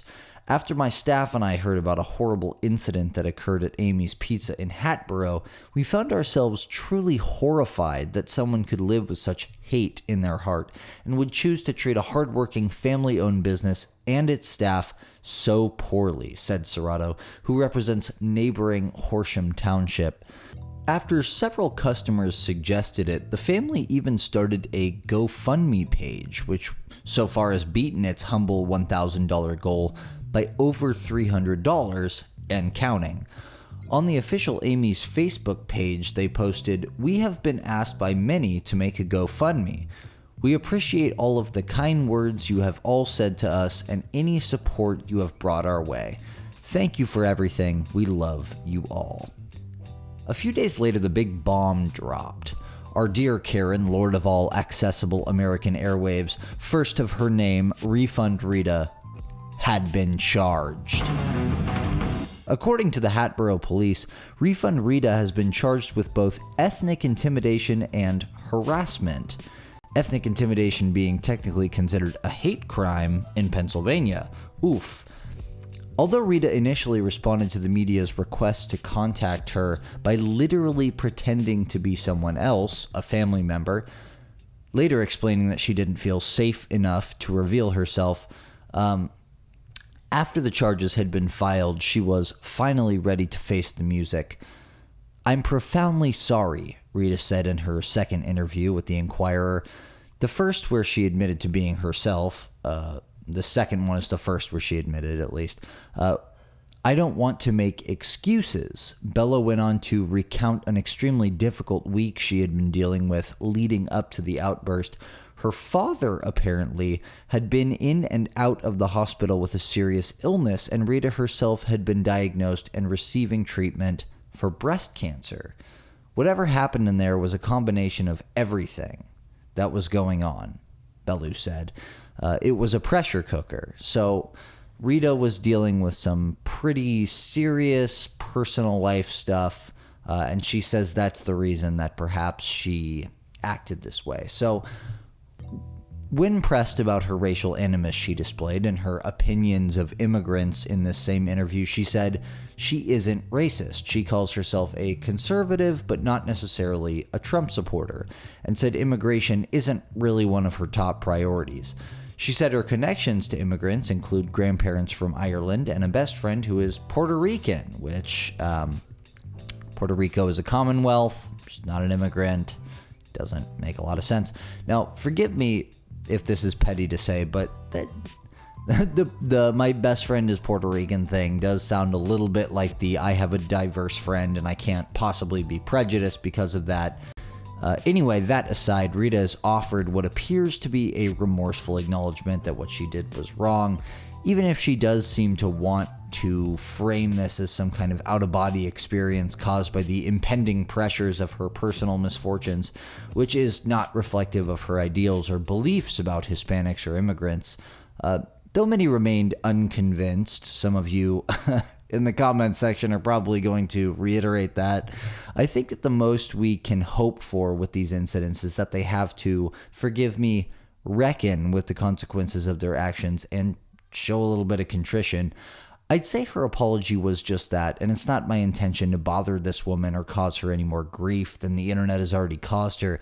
But as I'm sure you'll agree, it was a very interesting story that was just begging to be told, and I hope you enjoyed hearing it as much as I enjoyed telling it. Hey everybody. It was on June 30th of 2019 when a young woman, 19 years old at the time, posted a video of herself being confronted in the bathroom of a North Carolina church about what she was wearing for her performance at the service.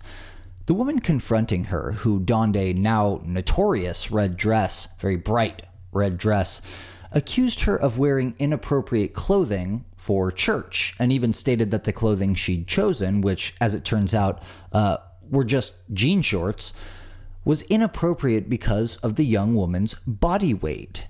As anyone who's seen this clip will remember, the girl records herself arguing heatedly with the woman between sobs and gasps of disbelief. Well, luckily for us, we have had some updates on what happened to everyone involved, and we're going to get to all that in just a moment. But first, this is the clip that started it all. She's a chubby girl. She's got a dress on that's appropriate. It comes down to about top of her knees. So you're sitting here calling me fat? Oh, you don't think you are? No, because I love who I am. I'm sorry. No, You get can the love- out of my face. I don't have to. And don't swear at me like that. I don't give Okay? a shit. I do. That's your problem. I do give a shit. But you don't. Obviously. Don't come back on that stage with those shorts. I'm warning you. Who are you? Who are you? Who? Read my name. Why, yes, in fact, we can read your name, Bonnie. I see that. But who are you to tell me what I'm supposed to Lower do? your No, voice. get the out of my face. Quit swearing at me. Get out. Don't. I am 19 years old and I can do whatever I want. Really? Yes. Try it. Okay. Bye. Bye. Bye. Bye. Bye. Bye. Because guess what? I've been recording this entire thing, and I will show my parents that I will never come back to this church because of how much you are disrespectful. You are so disrespectful.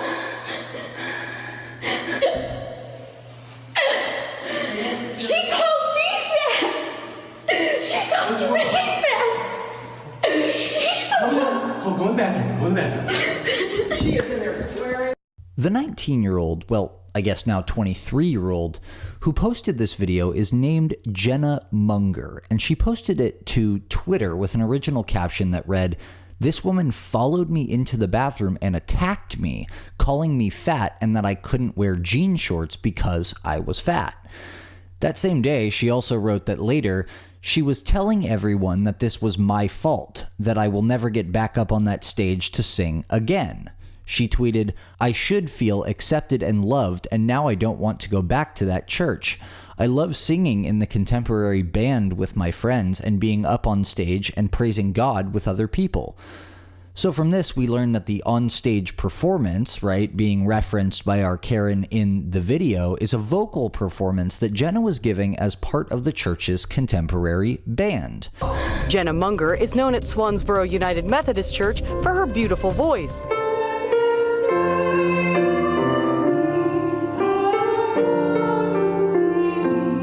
But when she left the stage to check on a loved one's health using her phone, she says a woman from the audience followed her to the bathroom and shamed her for wearing shorts. She had gotten up from her seat from out in the audience and had followed me in there. She also revealed that she was in a heightened emotional state at the time of the incident, and she had actually gone to the bathroom in the first place to place a call to check on her 16-year-old cousin, who she had just learned had a seizure as a result of a brain aneurysm. So an extremely serious thing had just started, had just happened to a young family member of hers. She was worried. She was upset. She goes to the bathroom to make a call and check on how they're doing, and then has to deal with this lady. Jenna also shared a picture of what she was actually wearing that day. And this was a big question everyone had at the time, right? Whether most people obviously did not side with Red Dress Lady, but they still, people were curious. What was all this hullabaloo about? What was she wearing even? Most guessed that it couldn't possibly have been anything all that risque, certainly not enough to judge her this harshly and bring her to tears like this. But actually, the clothing is even more innocuous than I had initially guessed. This, believe it or not, is the outfit that she wore that day that caused this big international incident at church. I can hardly believe it, but yes, this was all that it was. I haven't personally attended church in some time, full disclosure, but it's very hard to imagine that this would have fit most modern Americans' interpretations of risque by any means, and regardless of body type.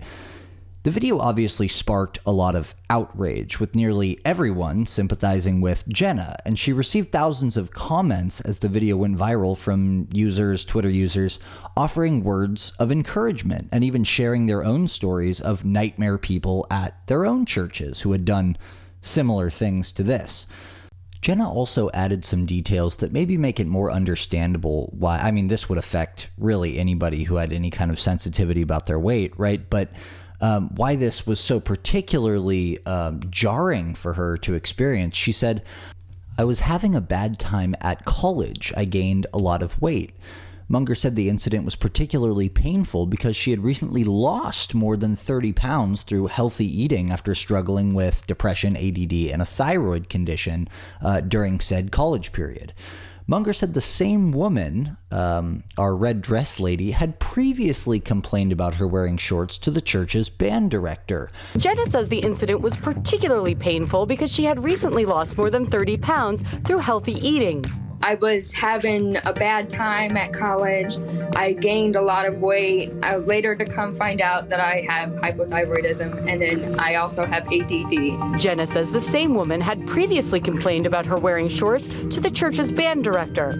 I have always struggled with my weight for the entire time I've been alive for now. And it's always been up and down and up and down. And so hearing that from someone who is either equally the same weight or even a little bit bigger than me, looking at me and saying, "You're fat, fat girls don't wear shorts," it was like, what? And we can hear this in the video, right? She goes out and she's telling the other people, she called me fat. And the way that she inflects that me, that she's saying, not only is this insanely inappropriate to have happen in the first place, but the hypocrisy involved here is equally jarring. And you can, that's really the only reason she would have inflected the sentence that way. So the woman who was caught on camera, the woman in the red dress here, is named Bonnie Sue Bihari. Bihari? We're going to call her Bihari. And she was a delegate of the North Carolina Conference of the United Methodist Church. This particular incident took place at the Swansboro Methodist Church, one of the conference's locations. It wasn't clear in the immediate aftermath of this video whose side the church's officials were going to take on this, but on July 2nd, 3 days after the viral clip was posted on Twitter, the Swansboro Methodist Church released a statement and subsequent Facebook post, both of which said, "Dear friends of Swansboro United Methodist Church and the surrounding community, this afternoon, I, members of the staff, and other church leaders met with Mrs. Bonnie Sue Bihari to address the incident that occurred this past Sunday. First and foremost, Miss Bonnie Sue Bihari is a church member, not an employee. Secondly, as a result of our discussions this afternoon, she has voluntarily resigned as the lay delegate to the North Carolina Conference of the United Methodist Church and agreed to step down from any committee leadership roles she volunteered for within our church. We continue to focus on caring for everyone involved in this incident and their families. Please pray for safety and emotional healing for everyone involved, and may we show the love of Christ through our words and actions as we navigate through this together as a church family and community partner. Grace and peace, Pastor G. Kevin Baker. So the church decided right out of the gate, it seems, after taking a couple days to review the incident, to take Jenna Munger's side of this conflict. And Bonnie by Harry was forced to surrender her appointments as a result.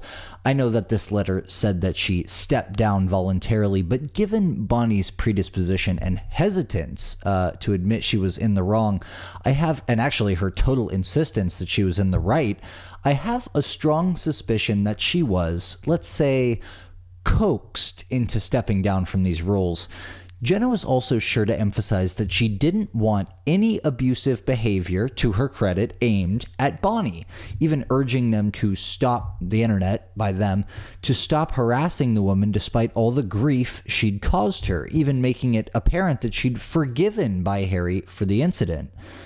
But the reason I wanted to make this video was because in 2021, and a lot of people who were following the original story might have missed this, but the video resurfaced on Reddit. It blew up all over again, prompting Jenna herself to post follow-up information about what had happened since.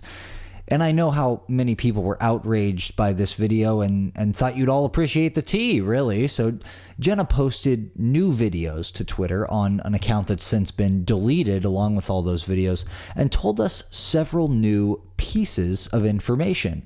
First, she says that after the incident, she decided to stop going back to that church, or any church for that matter, and that she'd been taking some time to discover herself instead. But she also said that she was still on good terms with her pastors and church leadership, who she described as nothing but supportive throughout the incident, and stressed that Bonnie's own behavior was not a reflection of the other church leaders' characters. She apparently even reached out to the Swansboro Methodist Church when the video started to recirculate to warn them of the new wave of angry and aggressive comments from outraged internet people that sympathized with Jenna's plight. She even posted a video to Twitter, again now deleted along with the rest, titled "An Eye for an Eye Makes the Whole World Blind," where she stressed that she doesn't condone any of the abusive behavior directed at the church or even Bonnie herself, though she stressed that she believes in holding people accountable. Hence why she published the video in the first place.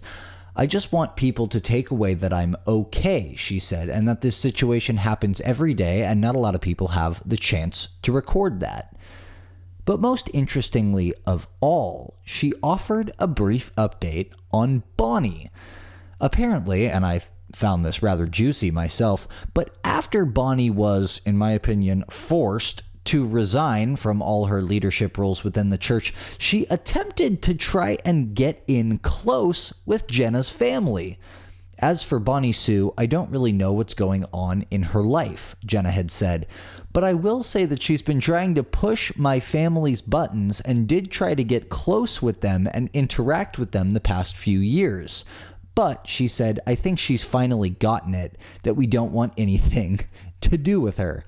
So after this all went down, Bonnie actually attempted to, from what it sounds like, cozy up to Jenna's family. She also uses the term push their buttons, though, which has a totally different connotation from cozy up, which means that Bonnie either tried to get close to the family or she tried to aggravate them and come at them about this incident. But I think that the first is probably more likely. So maybe it was some misguided attempt to make nice, or it was a play to try and cut into the amount of hostility she was facing from a family that it sounds like was very ingratiated into this church community. It also sounds like the family told her to piss off, and frankly, I think that was probably the right thing to do. Really, all in all here, though, it seems like Jenna actually took this really negative experience and made the best that she could out of it, I'd say, right? She seems like she's doing fairly well through all this. Jenna has used it as an opportunity to remind everyone to love their bodies.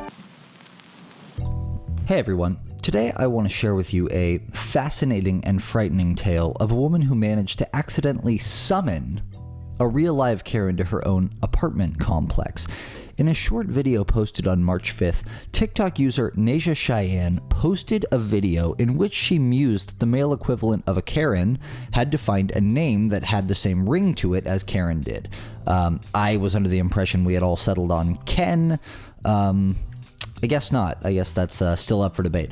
Anyway, during the video, Nasia made a fatal mistake. You see, outlined in the deeper pages of the Necronomicon is an old ritual spell that, when performed correctly, has the power to summon one of the most powerful creatures, the most dangerous creatures, known to mankind.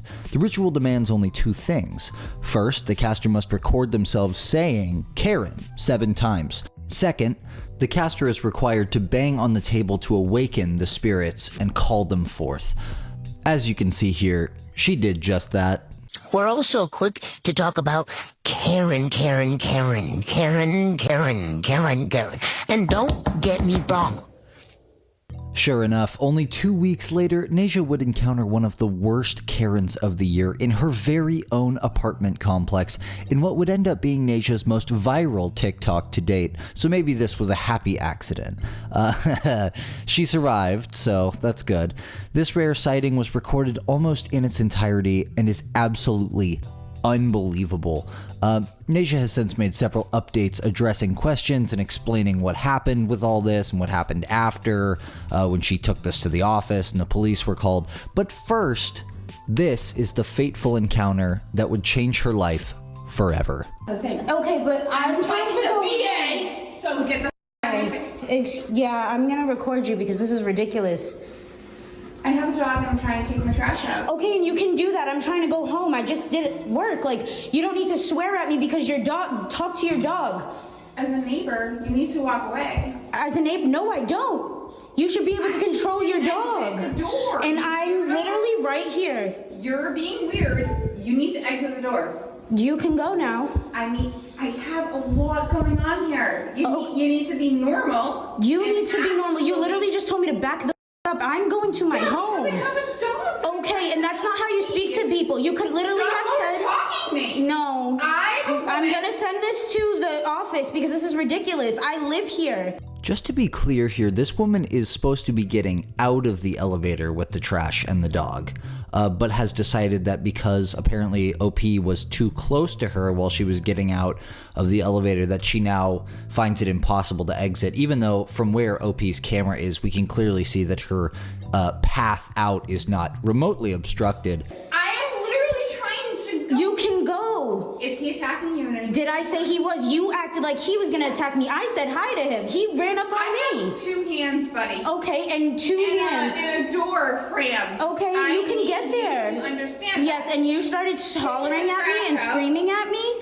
and now I'm recording. I got a broken foot. Okay, that's between you and your broken foot, ma'am. Yeah, and then the office already knows that. Okay, so you don't need to cuss at me. Okay, can you please go? I'm trying to go home. So she's got a broken foot that she's walking on, and she's only got apparently 2 hands and a door frame. So that means that she needs this woman to take the stairs so she can get out of the elevator. You want me to go with the broken foot? You dumbass. There's stairs over there. Please hurry up. I'm literally just trying to. You want to start? Go to the stairs. I'm going to send this to the office because this is unacceptable. I will. This hurts. Do you understand how much this hurts? And you would continue going.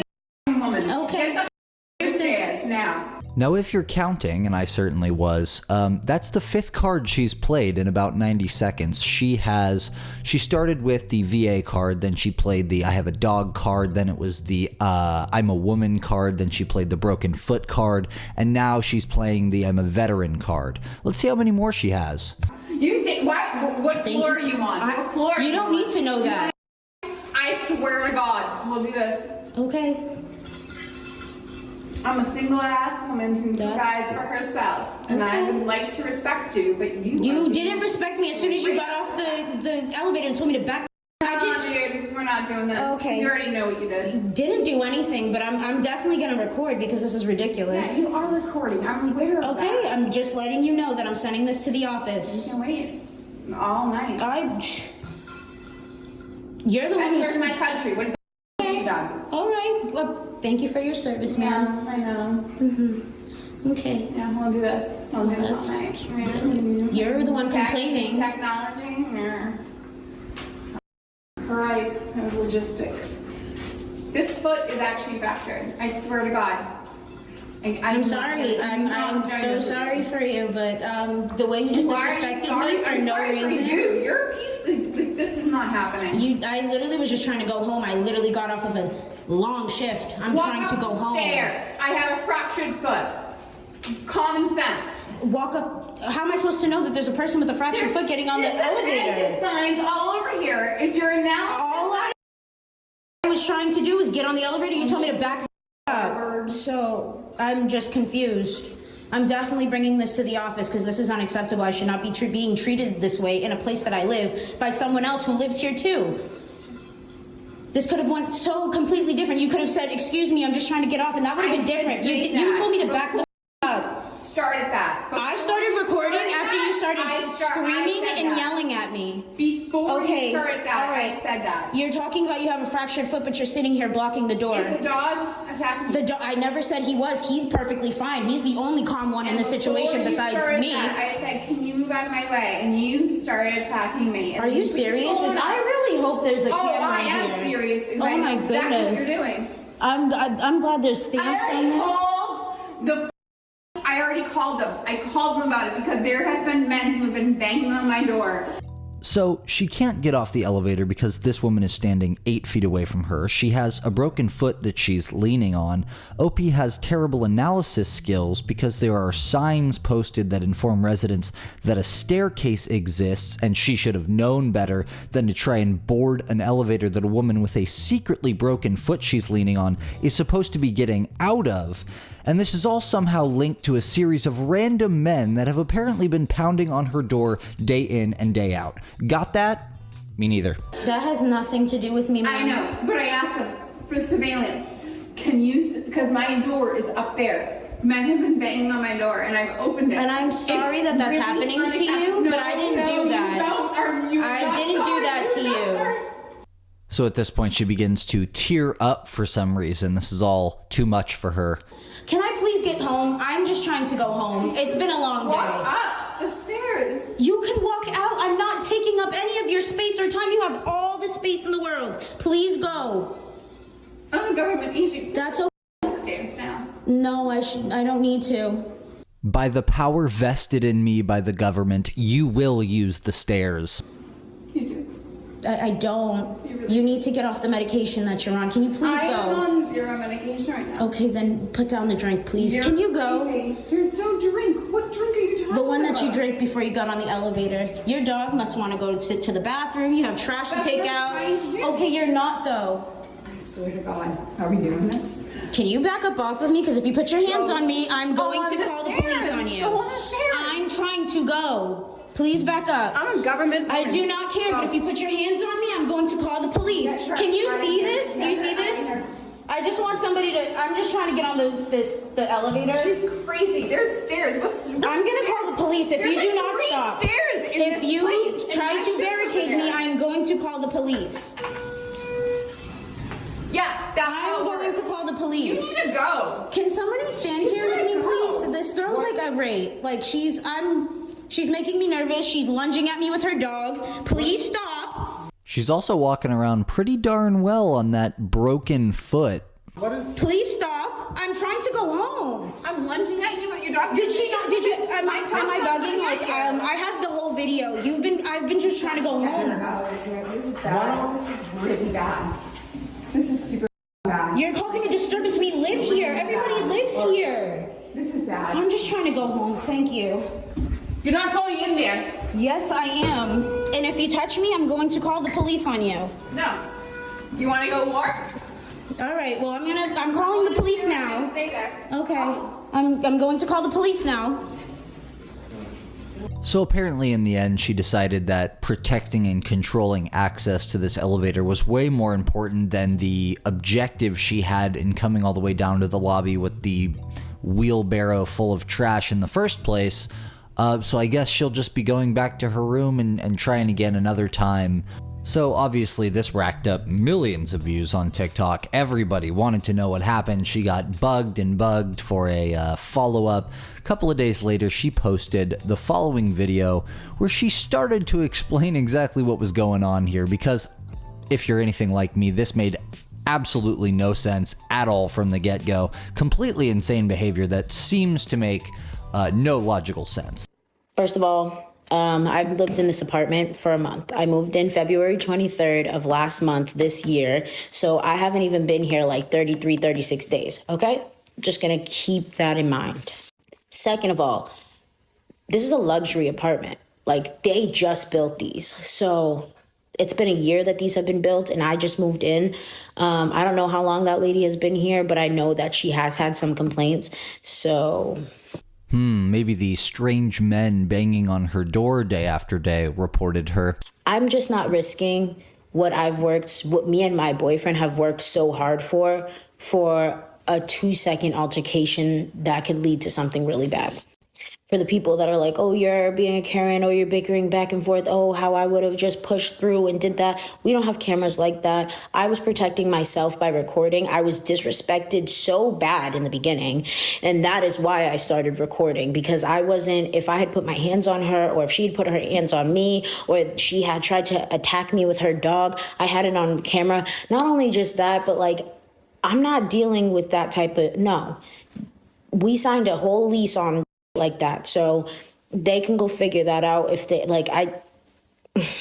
The very next day, as promised, she uploaded a longer video explaining everything that had happened afterward, when she called the police, what they did, what the office had said about this woman. And keep in mind that in this last video, we just learned that the woman had multiple complaints against her from the same apartment complex already. So let's start from the beginning. Saturday night, I had just gotten out of work.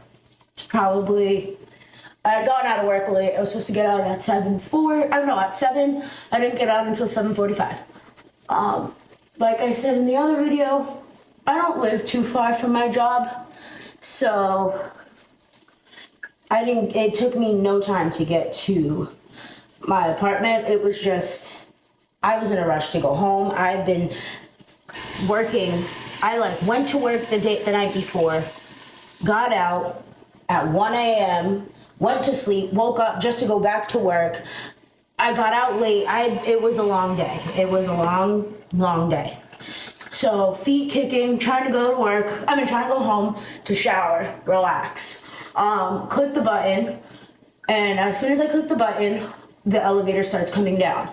Which 9 times out of 10, if you click the button and the elevator's not moving and it comes down, there's a 9 times out of 10 chance that there's nobody in there, because it would have already been coming down. So when it comes down, the door opens and I see the dog in the wagon first. So I back up and to give her space to get off, because I seen she had the wagon and the dog, and I greeted the dog. Sorry, 1 second. So after I backed up and I had acknowledged the dog, I had backed up and I was like, oh, he's cute. And as soon as I didn't even get to finish my sentence, and she was like, can you back up? And I was taken aback by it, as I was like, who are you talking to? And she's like, you see, I'm trying to do something, get out the way, da-da-da. And I'm like, mind you, where I am standing in the video is how far I've moved back for her to get out. So I'm just confused. I'm like, okay, well, you have space to go. Do you need help? No, I don't. You can move, you can go take the stairs. And then she starts going off. She's threatening me. So as soon as that happened, I took out my phone and I started recording. For people who are like, oh, you were talking too long. Like I said in the last video, maybe I was talking too long, maybe I wasn't. But at the end of the day, I'm not taking the stairs. Call it petty, call it what you want. I'm not taking the stairs. I mean, maybe it's petty, but it's also, a matter of self-respect to stand up for oneself when someone else is clearly feeling self-entitled. And this woman obviously doesn't get told no by a whole lot of people very often. These tactics of hers work probably most of the time, which is why she does it, and why she got so flustered and upset at the idea of someone standing up to her. I pay way too much money to be taking the stairs in my own apartment just because some entitled woman says so. I would have no problem taking the stairs if it really was to take her that long. I would have had no problem asking her, which I did ask her for help, if she needed help. Off the rip, she didn't even see my face before she was like, get out my way, da-da-da-da, going off, but then proceeded not to move. It was this big thing that she had to get off of the elevator but never moved. So as time goes on and the video goes on, once it ended, I did call the police, which she was still at the elevator. She opened it, closed it, opened it again, and at that point I'm calling the police, and as soon as I put it on speaker, she went back up the floors. I didn't actually expect to be right about this, but she actually was so dedicated, this woman, to gatekeeping access to this elevator that she opted to go back up after several more minutes rather than try to take the trash out. Maybe she was hiding from the cops because she knew she was in the wrong. I don't know. Now, for people who are asking, did I get on the elevator? Yes, I got on the elevator. Nobody's punking me into walking up the stairs. Also, there were like comments. They were just like, the comments are kind of crazy. Yeah, sis was on her. And no, I really don't care how anybody feels. If they think that I could have just took the stairs to avoid confrontation, I'm not taking the stairs, and nor would you. Especially if someone disrespected you like that. No, I'm not. About 10 minutes later, the police did come, and I did have a conversation with them. They took the video, they filed the report. I was gonna file that report regardless with the office, with the police, because I live in the same wing as her. The building's huge. We live in wings, and there's certain stairways, there's certain elevators. We have to take the same elevator. 9 times out of 10, I'm gonna see her again. And I don't know if that was just a drunken haze or whatever she's going through. I'm not gonna chance finding out, because my reaction just might not be the same the next time. You guys with the rude comments and the, oh, you're both Karens, and that's weird, because you just don't have to comment, you know? And for the people, there has been people who have messaged me on TikTok and on Instagram, and they very positive things, very positive people. I don't, personally, maybe I'm crazy, but I don't really feel like OP was being a Karen at all. I don't really understand where those people would have drawn that from. Like, what? Because she argued back with this person? Because she didn't let her just walk all over her because she was clearly drunk and belligerent and feeling herself? How does that make you a Karen to, like, argue with someone? I wouldn't have any material if no one ever argued with anyone. Okay, so here's the part of that video where she talks about the office and the update from that angle. And for the update about the office, I did see the office this morning. The people at my office are super nice, and they were very respectful and very understanding. They are going through their own process with the situation and figuring it out from there. If I see her, I'm gonna keep my distance, and that's just that. She has a history of doing this since being here, so that's between them. But yeah. Now, apparently other people agreed with me that this was not the best update in the world. It wasn't very satisfying and didn't give us the catharsis that we needed. So people kept haranguing her about giving a better update until she did. And this was just 4 days ago.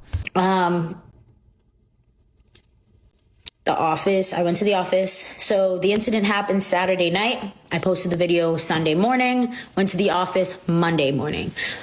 When I went to the office, we had a long conversation, showed the video. They are gonna address it with their legal team, and they're gonna figure it out. It's out of my hands, that's between them. I don't know what's going on. I don't know what's happening. She currently still lives in the building because I saw her yesterday. We did not exchange words, and that's it. I feel like there's something else I needed to address. Wow, so in answer to the actual question, what happened to this lady, the answer appears to be not a whole lot. It sounds like the police didn't do anything. I suppose, what are they supposed to do, right? A lot of these, incidents are arguments, and it's not illegal to argue or be obnoxious. But it does sound like the apartment complex itself has gotten their legal team involved, and they're going to try to take some action, maybe on the back of not only this incident, but several other incidents that this woman has apparently been reported for. I did find it a little strange that the internet didn't come for this woman. She, is in terms of internet justice, she goes entirely unpunished. No one tried to find out who she was, despite someone even tagging, Tizzy Ent, the TikTok guy who finds all these people. Somebody tagged him, and he didn't get on top of it either, even though he acknowledged the video, so he's seen it. He didn't really want to get on top of it either. And I started to wonder why that might be, because normally he's the first guy to find people like this, or one of the first at least. And I think it might have had something to do with another short video that OP posted right before the one that we just watched. Okay, final thing. I did not expect... I did not expect the video to get 1.7 million views, and that's crazy. But with that being said, that woman, please don't go out of your way to ruin her life or find her job or do any of that. I'm not okay with that. I kind of just posted it. I never thought it would, like I said, I never thought it would get there. I thought it would be like a local thing. It'd get like, 200, maybe 1,000 views. Really? You thought this absolute banger of a video you recorded, a 6-minute symphony of Karen behavior, was going to get 1,000 views on TikTok? I doubt it. I think you knew what was going to happen. And everybody would be like, all right, she's crazy. Did not think it would get 1.7 million. But if she acts like that in her normal life all the time, she's going to ruin her own business opportunities and careers and things around her. I don't want that. If that's going to happen to her, that needs to happen because of her, not because I posted her online and everybody went and she's going to do it on her own. So, yeah. Thank you again for all the people who have been nice and messaging me and saying nice things, and just continue spreading positivity and love and be happy. Hey everybody, so for this one I'm going to take us back to October of 2018. Now some of you may remember this woman. She was caught on video by two sisters named Shelly and Lisa Garris, who were sitting in their apartment parking lot complex waiting for AAA to show up. And this woman took it upon herself to come over, she also lives in these apartments, and start harassing them about whether or not they really belonged there. Now, she made some very racy comments during this, which earned her a lot of internet infamy. This was one of our first Karens. Now, quite a bit became of this, and we now, well, actually, we've known for some time, but most people don't know what happened to this woman afterward. There was some punishment. So before we get into all of the weeds, let's review the harrowing video, which most of us probably haven't seen in about 5 years. Do I need to call the police because I feel threatened? Okay, well, we can do that. Hi, how are you? I'm hot, I'm beautiful, I'm 51, what are we going to talk about tonight? Being hot, being beautiful, being white, being my new weave? Off to a good start there. Do you live here? Do you live here? I do, actually. 1C, 8744 Fairview. So why do we feel that we need to be here, like hanging out, like on this beautiful, like place? Why do you feel you need to be in our space? Well, I live here and I pay rent. I pay almost $1,100. And so does she. Okay. Don't talk to her, please don't, because I don't know what's going on. So what's going on? Okay, I don't know, but we can call 911 to find out if you got a problem. Well, I was about ready to go over to Red Rocks. Do you want to meet me over to Red Rocks? No, ma'am. Okay, do you know where Red Rocks is? Okay. All right. Well, I can do this too. I can do this too. Go ahead and call 911, Lisa. Okay, let's do that right now. Let's call 911. I want to make sure that there's nothing going on here. Because my kids go to Myers Park, so I want to make sure that there's nothing going on. And why are you hanging out? Where do you live? I must live. Where do you live here in this place? Aaron, Chef, do not entertain her, please. No. One of these girls is having fun with this. Stop. No, please do. Because I want to get this on film. Yeah, we Where got do you on play? film, honey. Because this is Myers Park. This is South Park. Girl. Ma'am, would you please leave us alone and go home? I live here. Go over there then. I pay almost. I pay rent too, so please. What do you pay? And I'll let Jonathan know what you pay. Whatever. Just leave us alone. What's going on? What's going on here, babe? Ma'am. What's going on here in this parking lot that you feel that you need to congregate? I don't want to drop my video, so you go ahead and call I'm going to drop my video, and I'm white, and I make $125,000 a year, and I want to make sure that you're all up in here. Girl, I got you, girl. I'm white. I'm girl, white. I'm girl. White. I'm white. I got you, girl. In my space. Space. You are in my space. I got you. I'm white. Yes, you're right. What are you doing up here? I got you. Absolutely. So I got you too, bitch. What you got? We've officially reached the, okay, dude, sounds good, whatever you say, part of this conversation. This is Myers Park, South Park, bitch. What are you up in here hanging out? I paid $1,300. What are you doing here? Oh, you can fuck. Shale. I'm still going to make $125,000. I'm still going to make $125,000 Monday morning. Who are you? Do you live here? No, I'm not going anywhere. Is your boyfriend here? Is your baby daddy here? Nobody cares. I'm white and I'm hot. I'm white and I'm hot. So what are you doing here? I don't know, but we're going to see you in court Monday morning. Okay, all right. I'm looking forward to it. Okay, Absolutely. great. I got you too, baby. I got you, baby. I got you. This is Myers Park. This is a Myers Park. Babe, good, go. What are you doing hanging out here on Friday night? Don't much. Cut it out. Very disrespectful. Nobody cares. Get out of here. Get out of here. Nobody cares. Get out of here. I've got you too, bitch. Do you live here? What's your apartment number? Hi, how are you? Hi, how are you? I'm white and I'm bothering me in front of my door. Do you hear her? Please call. Please, ma'am. Oh, call them. Oh my God, call them. And she calling us names, and you can smell the alcohol. Oh, smell that. White. 8800. Apartment 2B. You're hanging around in a place you don't belong. Carolina. You'll notice that they mention South Park, but this is actually South Park, North Carolina, not that South Park.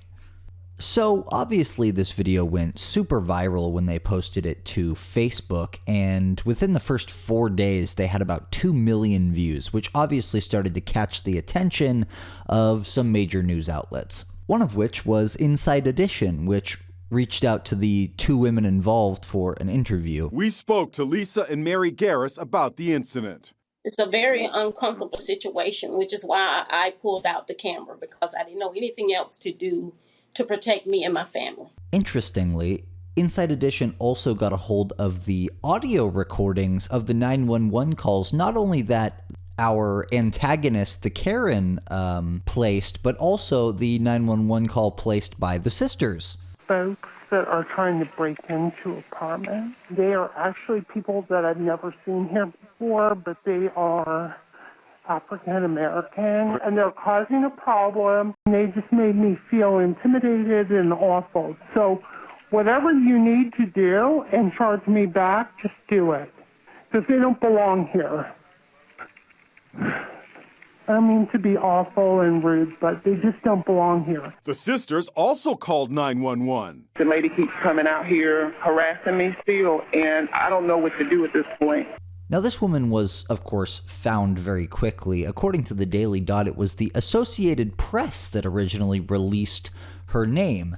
The woman in this video is named Susan Westwood. She's a 51-year-old, and she did indeed have a job that paid her $125,000 a year working for a communications company called Charter Communications, which bought Time Warner Cable in 2016 and changed its name to Spectrum. Spectrum had an office in Charlotte, North Carolina, at which this woman worked. And wouldn't you know it, they weren't too thrilled when they saw the video of their employee on the internet acting like this. A local paper called the Charlotte Observer actually reached out to the company and pretty swiftly got a response from their spokesperson, Patrick Paterno, who said, "The incident recorded in Charlotte is a blatant violation of Charter's code of conduct and clearly disregards the company's commitment to inclusion and respectful behavior. As such, Ms. Westwood's employment with the company has been terminated, effective immediately." And that was only the first domino to fall. Things only got more harrowing for our antagonist after this. According to the Huffington Post, a spokesperson for the Charlotte-Mecklenburg Police Department told Huffington Post that while they could not confirm the name of the suspect, 4 criminal summons have been issued, including 2 counts of communicating threats and 2 counts of simple assault. But that's actually just the beginning itself, because she was also charged later when the 911 call transcripts were reviewed, and it was found that she made false claims on a 911 call, saying that these women were, as you saw earlier, trying to break into apartments when they clearly were not. Also breaking at 5, an all-out hunt underway for this woman whose racially charged confrontation in South Park went viral. Tonight we got our hands on her 911 call. Susan Westwood already facing 4 criminal summons, and now she's facing new charges for what she said during her call to police. And CMPD told us today when its officers tried to serve that misuse of 911 warrant yesterday, they couldn't find Westwood. That's why they are now asking for the public's help. So if you know where this woman is tonight, CMPD wants to hear from you. Even the mayor of Charlotte herself weighed in on this on Twitter. She said, "I want to commend CMPD for its professionalism and courtesy during the October 19th incident on Fairview Road. The ugly sentiment expressed in a 911 call released today doesn't reflect our city's values, that everyone is deserving of respect and dignity." So that was October 31st, and they were having trouble finding this woman. They were actually actively looking for her. She ended up turning herself in only 3 days later on November 3rd. Now, according to the news, after all this went down, she actually fled Charlotte and only turned herself in because her mother recommended that she do so. Well, tonight, the woman known on social media anyway as South Park Susan is out on bond. Officials say Susan Westwood turned herself into authorities. That was in Sunset Beach on Saturday. She is charged with misuse of the 911 system and facing criminal summons for assault and communicating threats. Officials say Susan Westwood turned herself in at the Sunset Beach Police Department Saturday, bonding out soon after. The incident report states Westwood's mother called the department Friday, concerned for her daughter's safety after seeing a video of her on national news. Now you may be thinking, oh, I bet that's where the story ends. No. Absolutely not. Susan had to make her first appearance in court on February 20th of 2019, so the following year, about 3 months after this all went down. And one of the local news stations that have been covering this story pretty extensively from the get-go, called WCNC, decided to go to the court hearing and see if they couldn't get an interview with her, and she was not happy about it, to say the least. Okay, so it was right here where Miss Westwood was walking when she saw our cameras and said she didn't want to talk. That wasn't so bad, but what happened inside, not nearly so polite. Because when my colleague, Billie Jean Shaw, asked her if she had anything that she wanted to say, she said Miss Westwood turned around and flipped her off. Susan Westwood walks out of the Mecklenburg County Courthouse. Would you like to say anything to the women that were represented by counsel? Ushering the news crews along, threatening to sue. You're only making it more difficult for yourselves. I'm filing a civil lawsuit. Refusing to answer questions. Leave me alone, please. It's clear she doesn't want to talk to our camera. Certainly did a whole lot of talking to a cell phone camera this past fall, though. Outside of court, Westwood downplaying the charges against her. We've got bigger fish to fry anyway. Weren't there 3 murders here last night? Were there 3? Yes. So the burning question of the day then is, did she actually face any real punishment for all of these charges after everything was said and done? It took about 3 more, I guess, February to June, 4 more months, but we did actually get the conclusion, and it is going to piss you off.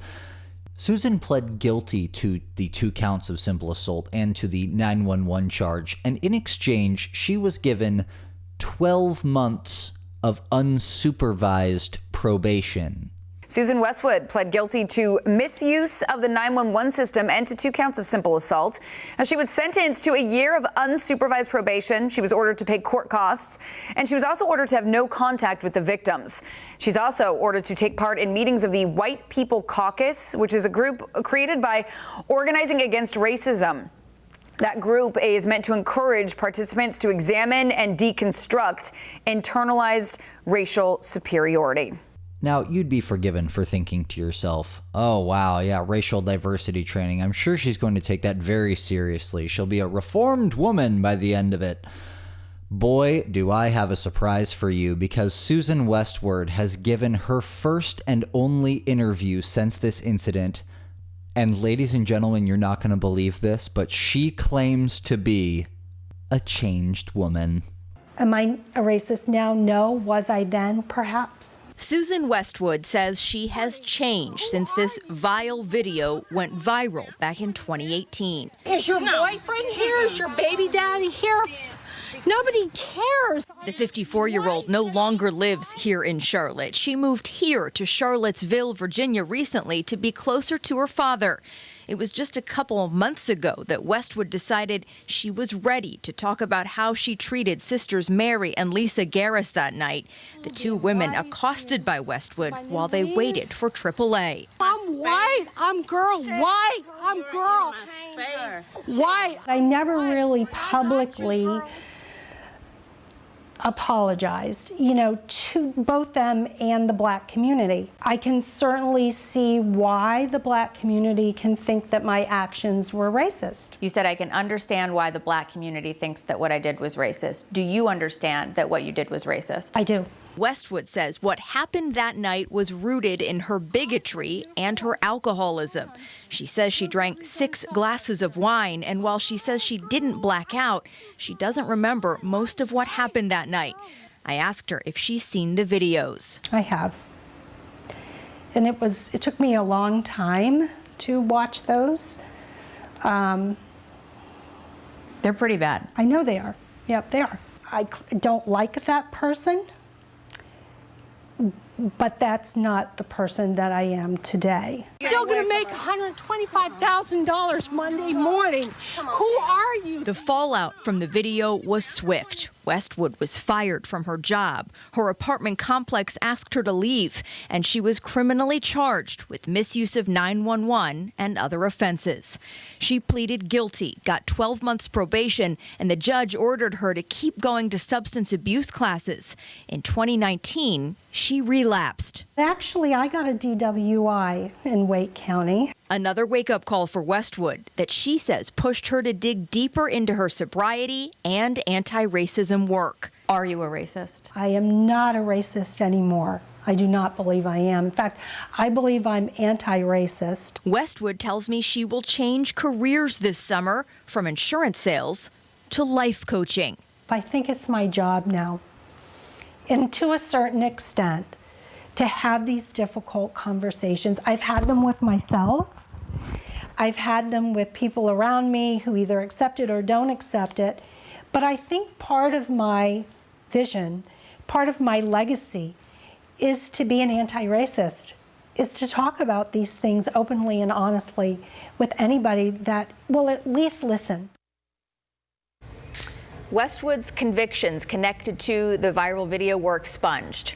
Her DWI does remain on her record. I asked Lisa and Mary Garris if they wanted to respond to Westwood's public apology. They told me in a written statement, "We are always open to allow anyone to right their wrong." Ephesians 4:32. Therefore, we forgave Susan Westwood a long time ago, and we're excited to know she's taken the appropriate steps toward her own recovery and to understand the damages racism causes. We are also open to sitting down with Susan to talk about the topic at hand if she wishes. So apparently, after her 2019 relapse back into alcoholism and getting a driving while intoxicated, that would be her 6th charge in like a year, she had an epiphany and decided to become an anti-racist, and now claims that she wants to be a life coach. So what do you think, folks? Do you believe that she is a truly reformed woman, ready to take on life coaching and teaching other people about right and wrong? Or was this simply Susan's easiest path to social redemption? Hey everyone. So obviously we have to talk about this video that I featured in last week's Public Freakouts Unleashed episode, where a couple of teenagers were fishing at a lake located within an HOA neighborhood and found themselves accosted, some would say attacked, by an old man. One of these two sidekicks claims, loudly and repeatedly, that he's the president of the HOA of this neighborhood, and they demand that these boys stop fishing at once and leave. Things escalate as the boys push back on the irate adults until the man gets so riled up that he actually, in a sort of iconic moment from this footage, snaps the boy's fishing rod in half over his knee. There have been a lot of under-the-radar developments here that I found very interesting as I've been following this story. But first, let's take a look at the footage that has the internet so up in arms. Don't threaten us. You're trespassing on private property, young man. We're waiting for the police to come. You don't need to get out of here. No, wait for the police. No, we're going to talk to them. Leave. We're going to talk to them. You threatened us. He's our president. You threatened us. You want that phone to go in the lake, young man? You threatened us. You want that phone to go in the lake? Back away from him. Here, boys. Back Walk out of here. He walked up. Back up. Don't test me. Back up from me. He walked up on me. Back up from me. Get out of here. Back up from me. How'd I take that phone and put it in the lake? Yeah, now I'll press charges. For what? Like assault, what? For what? Assault. Yeah, I'm not assaulting you. Get out of here. He said we're just gonna wait. We're not gonna mess with anything. Get out of here. You're fishing in a private lake. Get the hell out of here now. The cops are coming. We're just waiting for them. Okay, good. Yeah, we're waiting for them. You know what? We're going to prosecute. So your parents are going to be real proud of that. All right. We're going to prosecute you, and you're going to pay all kinds of money because you're being a dick. I'm not being a dick. You are. Sir, you're the one yelling. You're on private property, young man. I'm just trying to fish. You threatened us and you walked up. Get out of here. You're on private property. Get out of here. Don't touch me. We just said we wanted to wait. You touched me earlier. Get out of here. Get out of here. You touched me earlier. Yeah, wait till your parents. Wait till I get a hold of your parents. Call them. Give me your call them right now. My phone's dead. Call them. You call them. I don't call feel your like parents. it. I just talked to the police. I'm gonna just talk to the police. You don't even know their number. Your parents live in this neighborhood? Don't worry about that. Hey, listen, he knows everybody. He said he did, his but I last think name's he's Smith. lying. Do you know any Smith lives in here? No. Okay, so what's your real name, buddy? I'm not telling. I'll tell the police that. I'm not telling y'all that. Wait, what's the problem? You don't live in here. Okay, we're just gonna wait till the police. He knows everybody that lives in here. He's the president. He's lived here for years.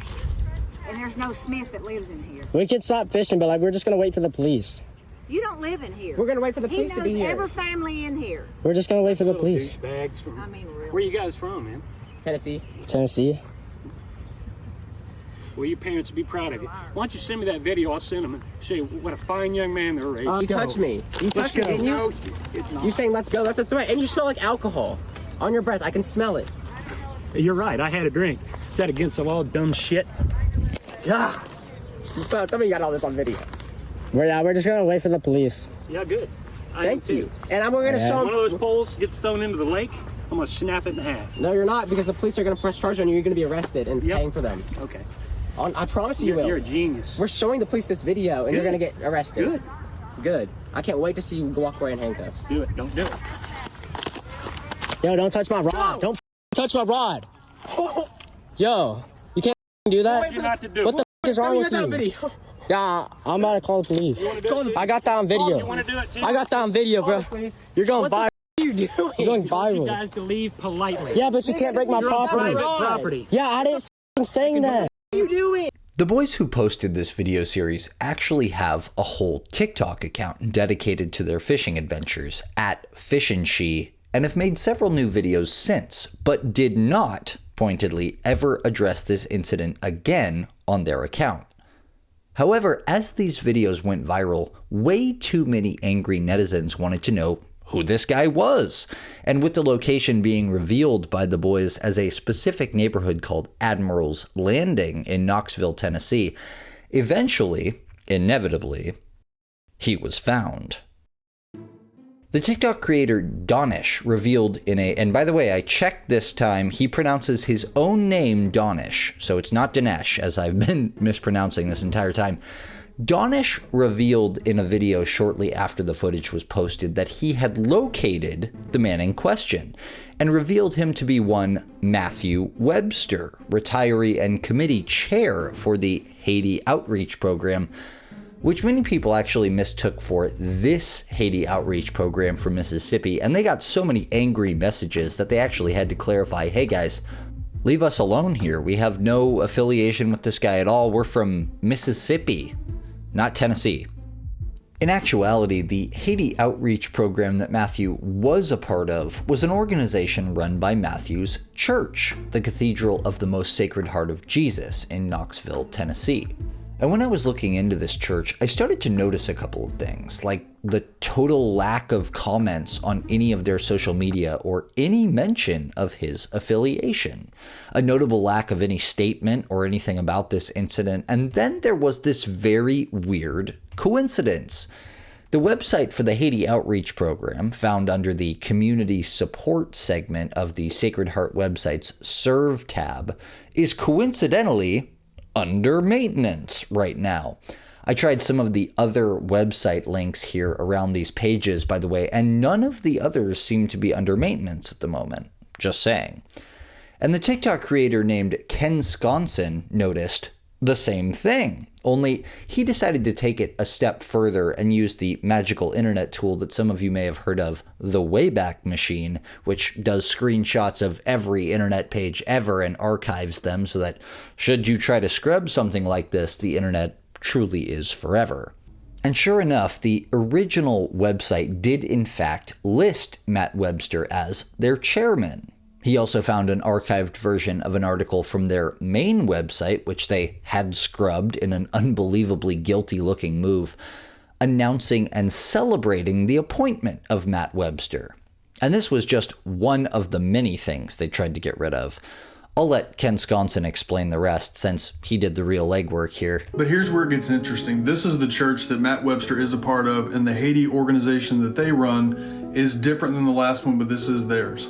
And this is from the website, the Haiti Outreach Organization website that Matt Webster is a part of, and they're doing a good job. Their website's down. They think they've covered it, but here's what they don't know about. One of my favorite websites, it's called the Wayback Machine. This is basically an internet archive, archive.web.org or something like that, but you can plug any website into this and it'll show you basically a calendar view of all the dates that website was bookmarked, and you can go back and see the original version of that website. So by picking up the website as it was marked on February of this year, this is the Haiti Outreach Program. This is the one that Matt is a part of. And at the bottom of that page, they have listed Committee Chairman Matt Webster. There was also an article at one time on the church's website announcing Matt Webster as the committee chair for this organization. If you go to it now, no results found. But once again, if I go to the Internet Time Machine, there's a bookmark from December 6th, 2023. If I click here, I can see the original of that website. And this is the page that I found, and I'd found this last week, but they've already taken it down. New Leadership at Haiti Outreach Program. This is their logo here.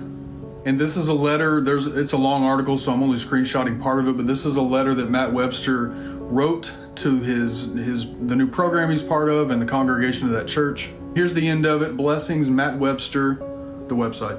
And then also this is from my original video, and here's more. This was his email for the website. This is from the Haiti Outreach Program Instagram page, and here's Matt Webster. And then this is from a newspaper article that they shared a link to from November 6, 2022. So he was a part of the organization. I don't know his current standing right now since this incident and since all the backlash he's gotten. But up to that point, you can see the trail of the websites, the social media from the church, everything that showed that Matt Webster was part of that organization. They've done a great job of trying to cover up, take things off the internet, but they don't know much about the internet time machine apparently. And I've had communication with another person from Knoxville who I believe she said she goes to that church or she knows about the church, but she was the one that let me know that they're starting to take things down and they're really working hard to cover it up. So they tried to get away with just quietly scrubbing all affiliation with this guy and hoping that absolutely no one would be able to figure it out.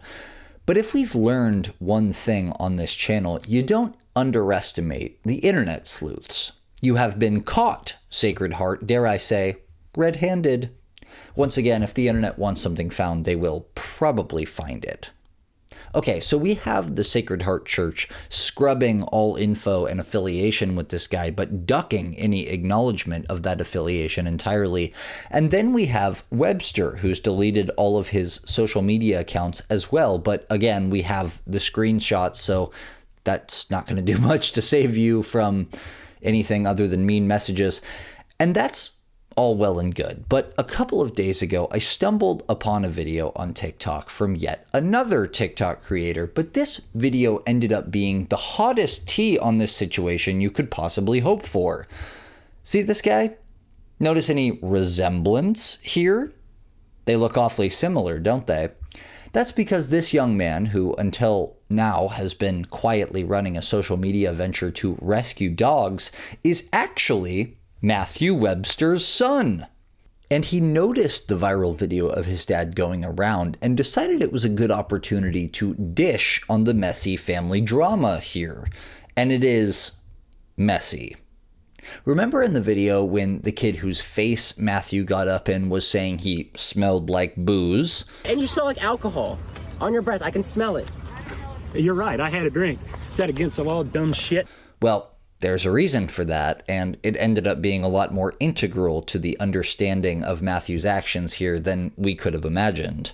By now, everybody's seen the video of my dad being drunk at the fishing pond that everybody fishes at, but he's an alcoholic, and everybody is in my family. I was at one time, and I stopped. I moved out.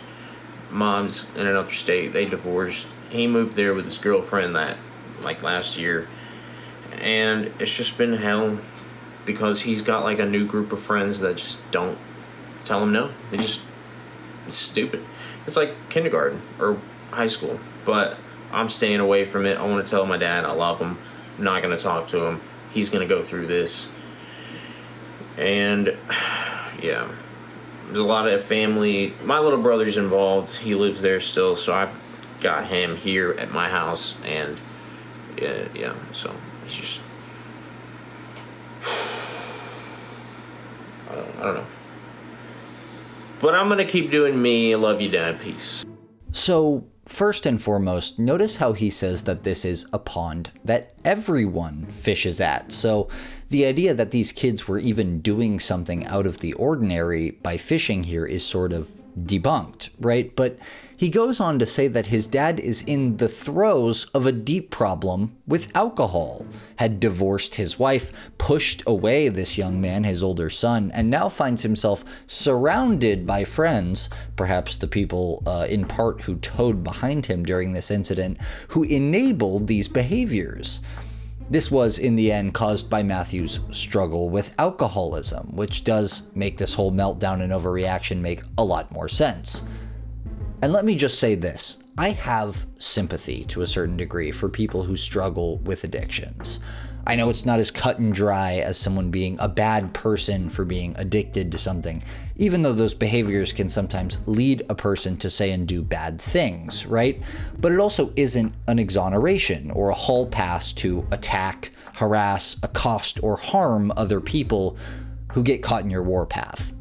And this is all speaking from personal experience, by the way. I have people I really love in my family who, it's been a long time now, but who struggled with alcoholism, and it made them very, very different people at times because it messes with your brain chemistry. But if a person addicted to alcohol gets behind the wheel of a car and crashes into another person and hurts them, we don't excuse their behavior in court, or socially for that matter, because they're an addict, just like we wouldn't if they were to fly into a drunken rage and attack someone on the street or at a bar, etc. From what it sounds like, and our hearts go out to his son, who seems like a perfectly nice young man doing God's work rescuing animals, huge points for that, this behavior, this addiction that's caused it, has been controlling Matthew's life for a while now, so much so that it's led to a strained relationship with the people in his family that he loved.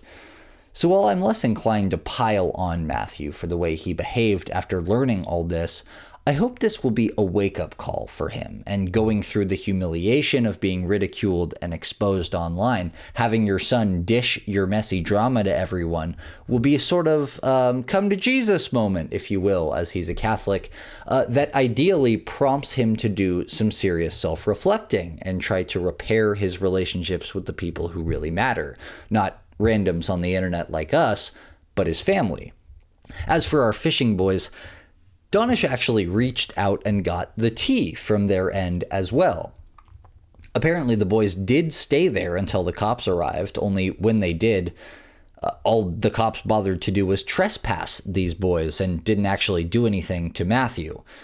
The parents were hesitant to press charges, though Donish urged them to consider it so that Matthew didn't feel, in Donish's words, vindicated in his behavior and go on to repeat it. But there's no indication that they actually ever did press charges.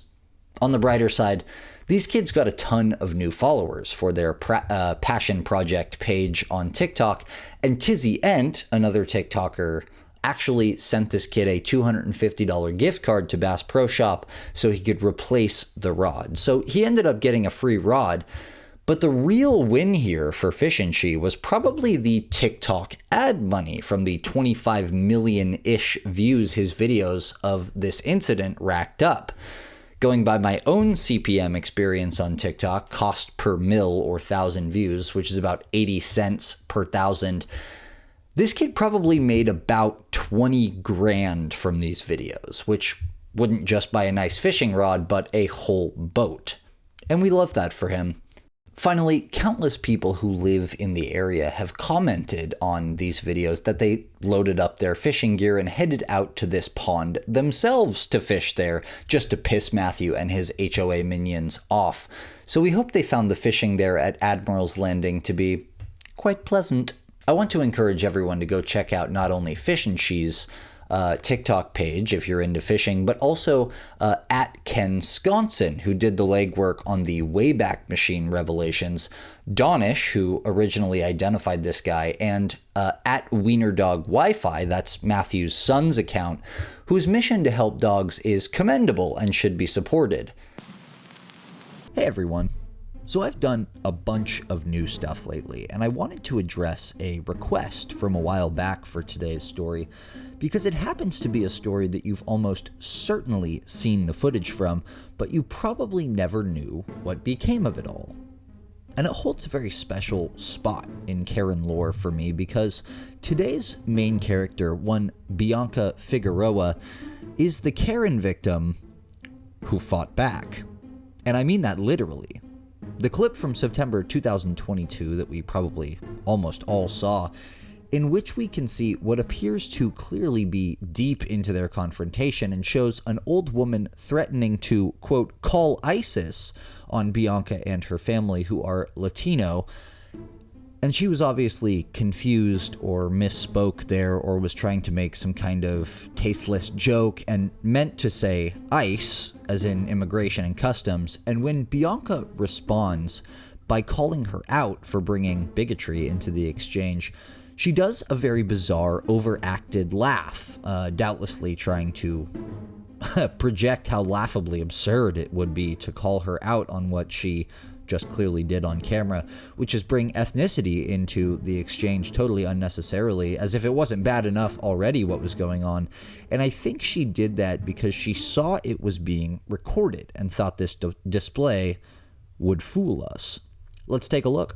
Police, come here! Yes, can you get the police here, please? Wonderful. Help! Wonderful. Help me! Fire! Help me! Help me! Help! Help me! Why are you videotaping this? What are you, like, should we call ISIS here? Oh my God. So that's the fucking problem. That's the fucking problem. My skin color is your problem. She's a kindergarten teacher. And you're a kindergarten teacher. Oh my God. Really? Oh my God. Really? Does that trigger you? That does not fucking trigger me. So that whole thing obviously went very poorly, but it also caused a lot of internet chaos as it went viral because there were so many unknowns. The video racked up like 2.5 million views, which is a lot even for TikTok, where views mean a lot less than they do on YouTube. But people were dying to know what had actually happened, what they had just watched. Why was this lady so mad at a woman she didn't know who was half her age and with her family on the sidewalk in public? Why was she calling for the police? Was this woman really a kindergarten teacher? And was anyone triggered here? Just kidding. The woman was found pretty quickly, and her name is actually Sandra, or Sandy Jean Allen. Weirdly, I don't think this ever got picked up by the TikTok Karen Hunter guys, and it doesn't seem to have been picked up by any of the news outlets outside of the Daily Dot, but that might have been because she was so easily identified and found right off the bat. Oh, and as it turns out, when the internet started looking around for the kindergarten she teaches at to try to get her fired, which seems to just be standard procedure for the internet sleuths at this point, it turns out that she's not actually a teacher anymore. She's a retired kindergarten teacher. But the fact that she was ever teaching kindergarten is perhaps a bit concerning. But it didn't take long for Bianca, who appears to have a rather large following on TikTok, though I'm not sure that the size of that following really precedes this whole incident going down, to respond to the incident and answer some of the internet's burning questions about the chaotic showdown they'd just witnessed. And this is really where she gets into the weeds of what caused this whole thing, what the woman had said to her that initially set her off, the whole scene with the cops that happened afterward, and even the literal physical fight that she got into with this like 70-something-year-old woman. The backstory is even crazier than the clip. So let me start off by preface by saying, I did not start this argument. I did not start this fight. All I was doing was standing up for myself.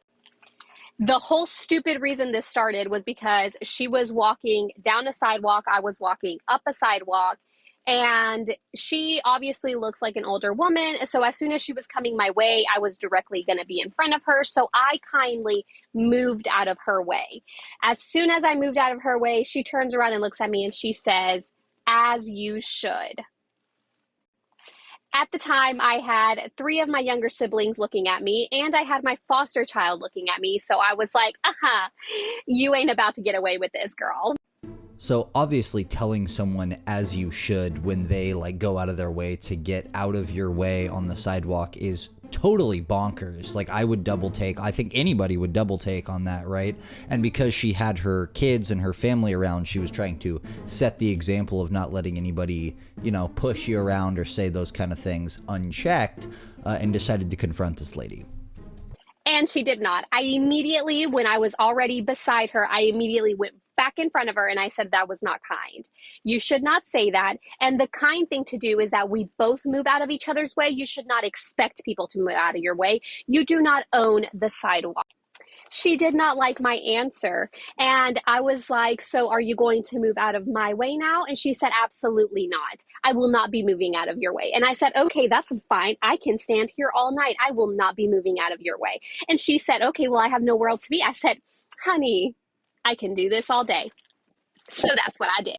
So then I was like, okay, I'm guessing we're going to be two little lovebirds. And I'm guessing she did not like the fact that I was not mad or I was not showing any anger, because that right there set her off enough to literally punch me right here. She like just hit me right here and then threw me and to push me out of the way. So according to Bianca's side of the story, it was our Karen who threw the first punch here, which is perhaps unsurprising. But not just a punch, she punched her in the neck and then threw her, it sounds like, against the wall, which is clearly assault and obviously illegal. And I looked at her and I said, absolutely not. I immediately chokehold her and I started throwing hands. That's what I did. I started throwing hands. You don't touch me. All right, my time is running out. Go to part 2. And thus Bianca becomes one of the first people in history to literally fight a Karen. Now, I'm sure some people will say in the comments, you know, you shouldn't hit back on an old lady. It's like hitting back on like a kid or something. But you know what? Like, keep your hands to yourself. You don't just get to do whatever you want because you're old. Sorry. Part 2 of the lady that assaulted me because I did not move out of her way on the sidewalk. My mom comes in and like is pushing her off of me. And I'm guessing Miss Sandy, that's her name. Miss Sandy thought that I was just going to move out of her way after she punched me in the neck. Absolutely not. I went right back where I was standing and I looked at her and I said, I am not going to move. You can move. I will not be moving. And that's when she starts yelling help and fire and going crazy and berserk. And when she said ice and ISIS, I realized, oh, you're just mad because of the color of my skin.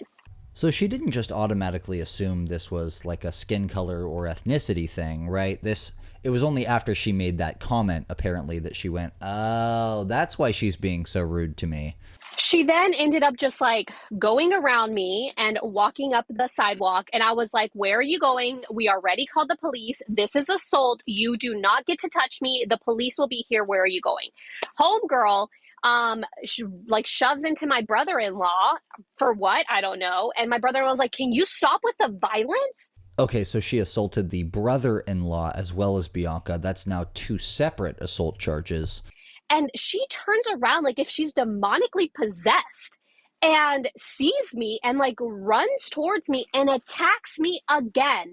She literally goes and just starts like scratching at me. And I'm like, oh my God, what is wrong with you? And I'm like, just getting her off of me, like trying to defend myself as best as I could because this lady was like so much taller than me, long ass arms, looking like damn Slender Man. And she's like, just like coming at me. And I'm like, what are you doing? Like, why are you still fighting me? This is a scrappy old lady. Good Lord. She like turns around and she like ends up walking away and she's like, how dare you have these children out? And I'm like, what is wrong with you? What the hell is wrong with you? And she starts like literally like running towards a restaurant and we're following her because like the police is about to hear she's running away. I'm like, she is not going to get away with this. So we follow her into the restaurant that she goes into, right? Okay, so our Karen is now fleeing the scene of the crime, but Bianca and her family are in hot pursuit. And obviously we're not going to run into the restaurant after her. So the manager comes out and she's like, what is going on with you guys? Why are you harassing this woman? And I'm like, ma'am, she just attacked us. She just attacked us. So I was like, we're waiting on my sister told her, like, we're waiting on the police. Like, she is in there, trying to run away from us. Like, she just assaulted us 30 seconds ago. And so the manager's like giving us like this snobby ass attitude. So the manager here is siding against them and protecting this woman, it sounds like, even though this manager has no idea what's going on. But to be fair, if someone ran into my restaurant after a little old lady and told me like, hey, that lady just went like psycho rabid and like attacked and punched all of us and shoved my brother, I would be like, what, really? What, this frail woman? This, really? It's just not something you see every day. And finally, the sheriff arrives and the first thing out of the sheriff's mouth is, So are you guys the problem? Okay, so Karen attacks. Karen runs away. They chase Karen into the restaurant. The manager freaks out at them and kind of seems like he's taking her side. And now the police are here and apparently automatically assumed that it was their fault. So as soon as the police officer said, "Are you guys the problem?" I immediately started shaking. Tears just started rolling down my face because I realized that like the police get there and you think they're there to protect you when in reality, I still have to defend myself even further. Okay, and the "are you guys the problem" comment when they showed up, not cool. Shouldn't have said that at all. But important to keep in mind here that this story is wild, and these police show up after everything has happened and before they talk to anybody, so they have no idea what's going on here. They just probably heard a couple snippets of this totally insane sounding story about this little old lady who apparently has rabies. So they gotta collect everybody's stories and everything before they can just like hop in and arrest somebody. Immediately after, my husband pulls me to the side and he's like, "Babe, I need you to wipe those tears. I need you to get it together. You do not have the privilege to break down right now. Your family needs you. If you were white, you could cry, you could do whatever you want, but you're not white, you are brown. And he is not going to listen to you if you are an emotional wreck." And as heart-wrenching as that was, I knew he was telling the truth because it was true. Like, I knew I was not going to be listened to if I was an emotional wreck. So I like wiped my tears. I went to the officer and I was like, "I have video footage that we did not start this. She is the one that attacked us. Now I need you guys to remember that. I need you guys to remember that I told the officer I have video footage." And so then, as soon as I say that, this white man walks up behind me and he tells the officer the same thing. Like, he was like, "I've actually been watching all of this. I was putting up like a stand that he had from the festival that had happened. He's like, I was watching all of this. They did not instigate any of this. This was all her. And I am here to be a witness." And I am so thankful for him. Whoever you are, thank you for using your privilege. Thank you for using it for what's right. I appreciate you so much. As soon as he said that, this man's coworker calls him and he's like, "Hey man, like this lady is like running towards her car. Like she's not in the restaurant anymore. Like she's running towards her car." And so we tell the officer that, and the officer like walkie-talkies his other like coworkers or whatever. And this lady was like running for it. And I thought that was going to be more than enough proof to show that she was hiding something, but apparently not. Go to Pop 4. I'm already. So not only do they apparently have video evidence of all this going down, but on top of that, they have like a star witness that was right there and saw the whole thing and leapt to their defense. So as the officers are getting to her vehicle, they are literally interrogating her for a good hour. They don't even come and ask us any questions, absolutely nothing. They are literally just talking to her, nothing else. Shortly after, the city officer, so like the city official and the sheriff, come and talk to me because apparently this was in the city's jurisdiction. So the sheriff had no jurisdiction. You remember the sheriff that said, "Are you guys the problem?" Yeah, him. And they both come up to us and immediately the sheriff sees my son is filming, my family's filming, everyone's filming what's going on. And he looks at me and he said, "This filming is the narrative that puts everything in like wrongdoing." Filming is the narrative that puts everything in wrongdoing. So this guy was a poet, apparently. That obviously is total drivel and doesn't make any sense, but it sounds like he's accusing them of being in the wrong for recording the police. And my sister behind me says, "We are filming for our own safety. There are a lot of racist officers and we need to make sure that we get justice for what's done for us, what was done to us." And he's like, "I understand, but like, this is just what's wrong with today's society." And I just look at him and he's like, "Well, would you mind if we talk to you in private?" So they actually pull me to the side away from my family. And the city officer was like, "Well, there's just a lot of she says, you say, she's claiming that you guys were harassing her." Keep in mind from earlier here that she did already tell them she had everything on video. And they also have a witness. she's claiming that you guys like were harassing her all the way to the restaurant, and like there's just no proof to like, you know, prove that any of this really happened the way it was, so you guys can actually go up and like file a claim and da da da da. And I'm looking at the sheriff like this, because remember, I told him I have video footage of all of this. So I look at him and I'm like, I turn to her and I'm like, he didn't tell you? And she's like, he didn't tell me what? And I was like, I have video footage. And she's like, yeah, but like, it's like one thing. I was like, no. I have video footage before it went violent, before she got aggressive. I have video footage from the beginning. And she just looks at him and looks at me and she's like, would you mind seeing it? And I'm like, absolutely, like I'll show you right now. And she was like, okay. And I hand her my phone and she's like, can I put it in front of my camera? And I was like, absolutely. So she's looking at it. It didn't even take her 30 seconds for her to see the first time that she like decked me. And she was like, oh, okay, here you go. And immediately goes and arrests her. I started crying. I legit started crying. Wow, lucky she had that recording, right? Imagine if her family had not recorded from the very beginning of this incident. Even with the star witness guy, apparently they were just gonna let this go. Instead, they arrested her on the spot. She came back to me after she was arrested, gave me the case number, and she's like, I'm so sorry you went through that. Because take into consideration, all of this was red and bruised, like not bruised, but like red, inflamed. I had a huge lump on my forehead. I had scratches all over me. Like this was legit, like I was assaulted.